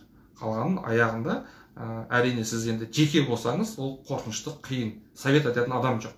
Егер группада болсаңыз, егер наставниктеріңіз болатын болса, кураторлар, эксперттер болатын болса, жағыңызда сіздің каждый қадамыңызды, каждый шагыңызды қалай жасау керек екенін жолын көрсетіп отырады. Ары қарай әрине өзіңізге ыңғайлы болады. Так, услуга о маркетте ма дейді. О маркетте, достар, услуга работа жоқ, о маркетте тек қана товар бойынша. Мен Госзакуп порталы бойынша, Самұрық порталы бойынша айтып отырмын, достар. Самұрық порталы бойынша товарлардың көбісі Россия, Украина, Белорусиядан алынады, және Қытайдан да алынады. Расходной материалдардың көбісі Қытайдан, ал жаңағыдай запчасть, инструмент, трансформатор, жаңағы керек, жаңағы өзінің құрал саймандардың көбісі Россия, Украина, Белорусиядан алынады. Өйткені ол жақта Қазтрансойл, Қазмұнайгаз деген сияқты жаңағы өте көп, мұнайға қатысты, Қазаварқа қатысты көп компаниялар, ауашқалар, олардың сатып алатын жұмыстары сондай.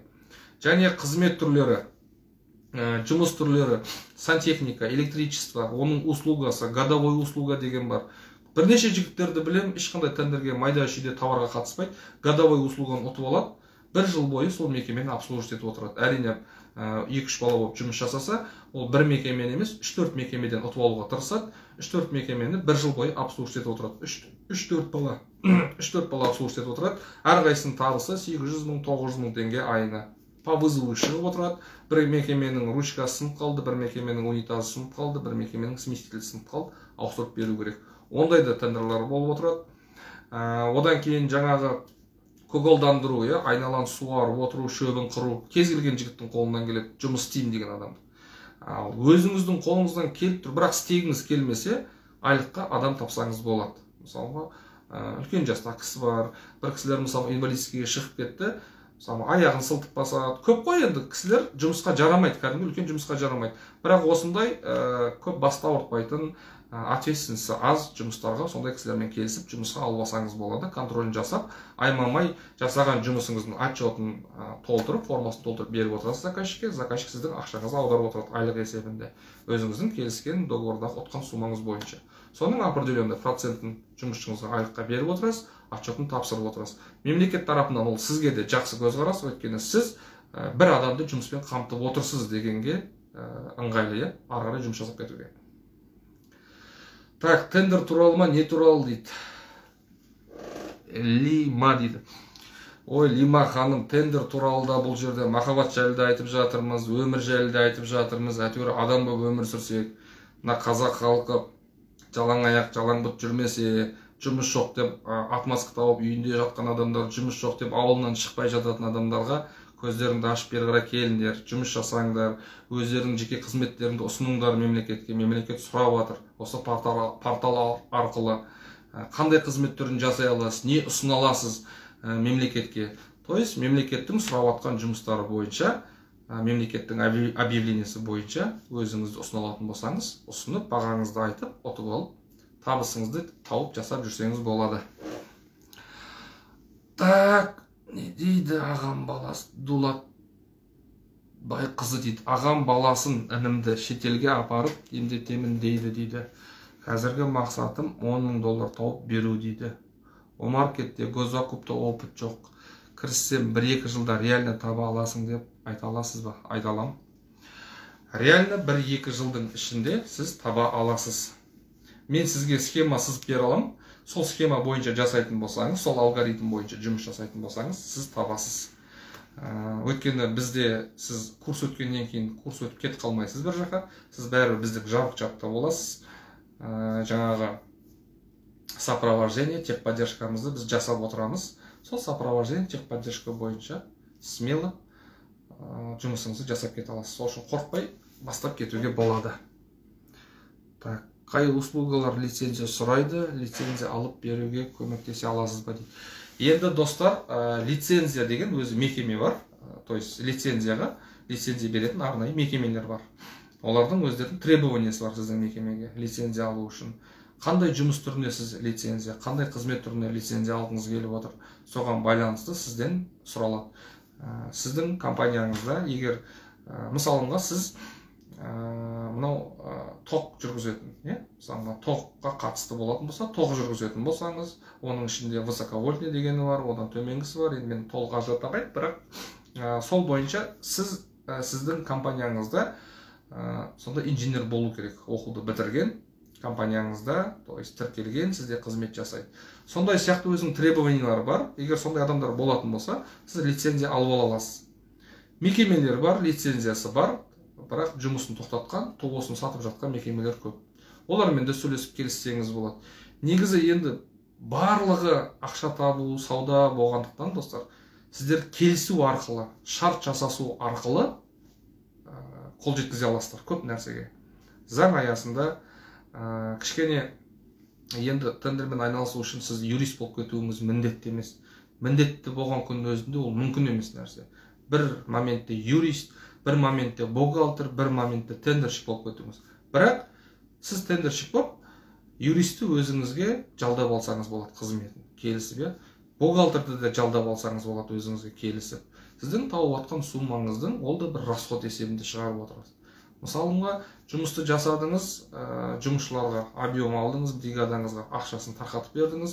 Ол бригадан тарқатқанға дейін материал сатып алдыңыз, сол расходтарыңыздың бәрін санағанда сізде бір 30% маржа қалады, бір допустим 10 миллион теңге табыс қалып отыр. Сол 10 миллион теңгенің ішінен де, мысалға 30-40 миллион теңгенің жұмысын жасап, 10 миллион теңге табыс қалып отса, 8-9 миллион болса да, бухгалтер мен экономистті сіз өзіңізге албасаңыз болады. Бухгалтер, экономист сізге не үшін керек? То есть экономист, бухгалтер және юрист.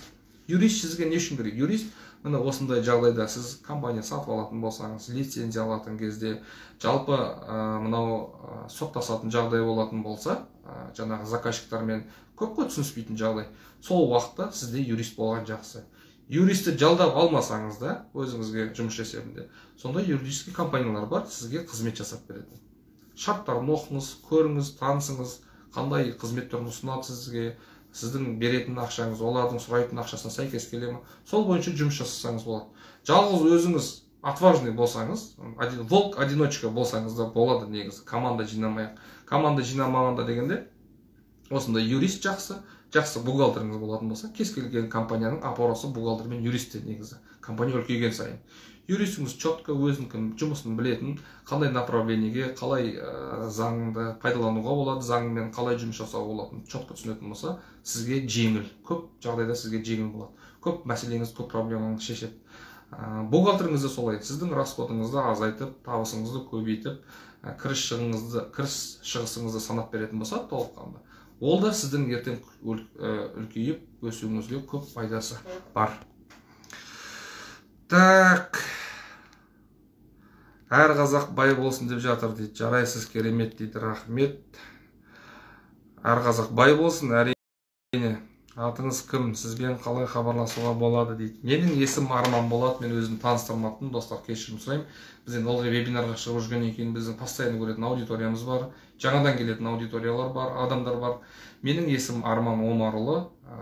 Мен осы оқыту орталықтың негізін қалаушысымын. Осы жылдың басынан бастап, 2021-дің январ айынан бастап жұмыс жасап жатырмыз.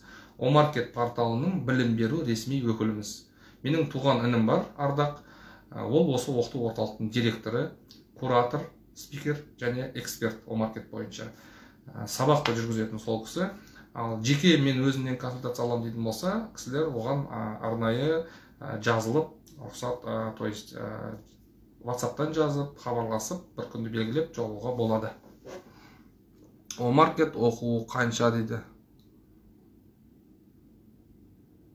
Мына заблокирована оплата услуг деген не дейді. Нұрлыбай дейді. Нұрлыбай мырза, мына заблокирована оплата услуг деген не дейді. Мен сұрағыңызды түсінбедім, 20 мың теңге деп қойыпты. Сұрағыңызды толықтап қойсаңыз, кішкене маған да түсінікті болсын. Меруерт, рахым, сіз екенсіз ғой маған хабарласқан. Достар, осында отырған кісілер болса, бізді көріп жүрген, мен айтып жүрмін, осы күнге мен сіздерге хабарласып жүрген, звондайтын да мен, телефондан түсіндіріп айтатын, курс жөнінде бізге заявка қалдыратын болсаңыздар, соған звондайтын мен, болмаса Ардақ. Біз қазір отдел продажымызды тарқатып жібердік. Өйткені бізде жаңағы пандемияның кезінде карантин болды. Біздің сотрудниктердің жартысынан көбісі больницаға түсті, ауырды. Өзімізде бір ауырып тұрдық. Жасалатын ештеңесі жоқ. Содан кейін біз мүлдем отдел продажды тоқтап тастадық. Біз өзіміз тікелей түсіндіріп айтамыз. Кім оқимын дейтін болса, кім консультация алғысы келетін болса, біз өзіміз звондаймыз. То есть өзіміз звондағанда сіздер заявка қалдырасыздар, сол номер бойынша звондап түсіндіретін мен және менің інім Ардақ. Гүлмария ханым ол да сабақ жүргізеді. Ол сіздерге звондап ескертпейді. Алдыңғы отдел продажда Гүлмария жүргізген болатын. Қазір Гүлмарияның уақыты аз, басқа жұмысы бар. Одан кейін СФ бойынша, накладной бойынша Гүлмария ханым сіздерге сабақ жүргізеді дополнительно. Так, достар, тағы да кімде қандай сұрақ бар? Маркет бойынша, факторинг бойынша. Нұрлыбай мырза, сізді сұрағыңыз түсінбедім. Мына заблокирована оплата услуг деген не деп сұрақ қойып, сіз 20 мың теңге деп сіз кішкене түсінікті толық қылып айта өтсеңіз, сізге жауап бермес бұрын түсініп алайын сұрағыңызды.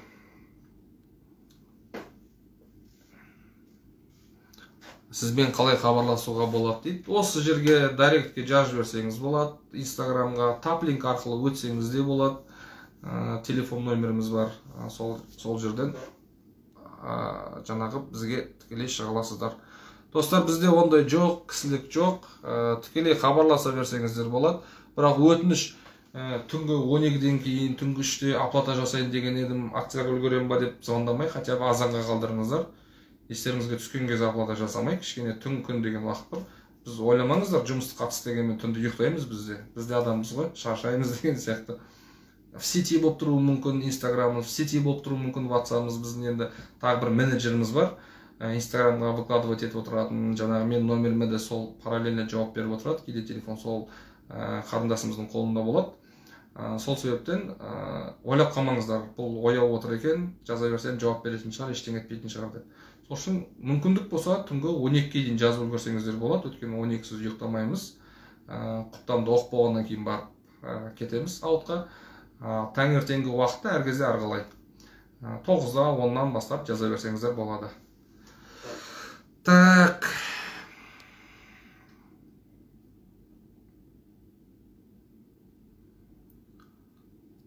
Так. Тендер туралы ма, не туралы дейді. Жақсы достар, бүгіндікке жақсы. Не дейді Есболат мырза? Факторинг деген не дейді? Факторинг, Есболат мырза, бағанадан бері қанша мәрте айтқан болатынмын. Мен сохранить етіп қоям осы вебинарда. Факторинг туралы жаңағы сақтап қойғаннан кейін бос уақытыңызды ашып бір қарап көріңіз. Ертеңде вебинар жасаймыз, Алла жазса. Әрине уақытын белгілеп қойып отқан жоқпыз. Осы уақытта, кешкі уақытта, сағат 10-ның шамасында болса керек. Сол кезде тағы да факторинг туралы түсіндіріп, сызып, жазып берем жаңағындай.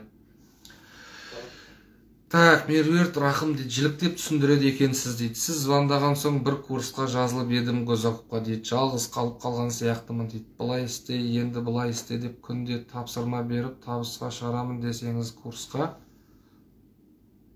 Не дейді? Түсінбедім. Меруерт ханым, түсінбедім. Жіліктеп түсіндіреді екенсіз дейді. Сіз звондаған соң бір курсқа жазылып едім дейді Гозақовқа дейді. То есть бізге жазылған жоқсыз. Жалғыз қалып қалған сияқтымын дейді. Былай істе, енді былай істе деп күнде тапсырма беріп, табысқа шығарамын десеңіз курсқа. Сұрақ па сізде, басқа түсінбедім. Аллаға шүкір. Аллаға шүкір, Есболат мырза. Әрине енді барлықтарымызға парыз, бірақ ешкімді үгіттеп, ешкім миын ашытпаймын, ол туралы уайымдамаңыздар. Ешкімді үгіттемеймін, әркімнің өзі дайын болған уақытысында келетін жай. Сол себептен өздеріңіздің ішкі түйсіктеріңізге байланысты деп ойлаймын. Симай қалды дейді, жазылайын дейді Меруерт ханым. Жазылыңыз, тіркеліңіз, директке жазыңыз, WhatsApp болса бар, по-моему, сізде жазыңыздар. Жақсы достар, аман болыңыздар, сау болыңыздар. Ертең жолығамыз. Тағы да сұрақтарыңыз болатын болса жазып келіңіздер, жазып дайындап қойыңыздар. Техникалық сұрақтар болатын бойынша, жаңағы НДС-ті қалай ауыстырамыз деп бір кісі сұрақ қойған болатын. Техникалық сұрақтар бойынша бізге неге өтіңіздер, дайректке жазып қойыңыздар. Ертеңгі де дайындап қойған сұрақтарыңыздың ішінде егер техникалық сұрақтар болатын болса, оларды дайректке жазуға тырысыңыздар. Әрине біз сопровождение, техподдержка, консультацияның барлығын жабық чатта жүргіземіз, бірақ кейбір сұрақтар бойынша осы бұлай вебинар кезінде жеке жазғандарға да жауап беріп отырамыз достар. Жақсы, аман болыңыздар, жақындарыңызға жәрдемші болыңыздар. Келесі жүздескенге дейін.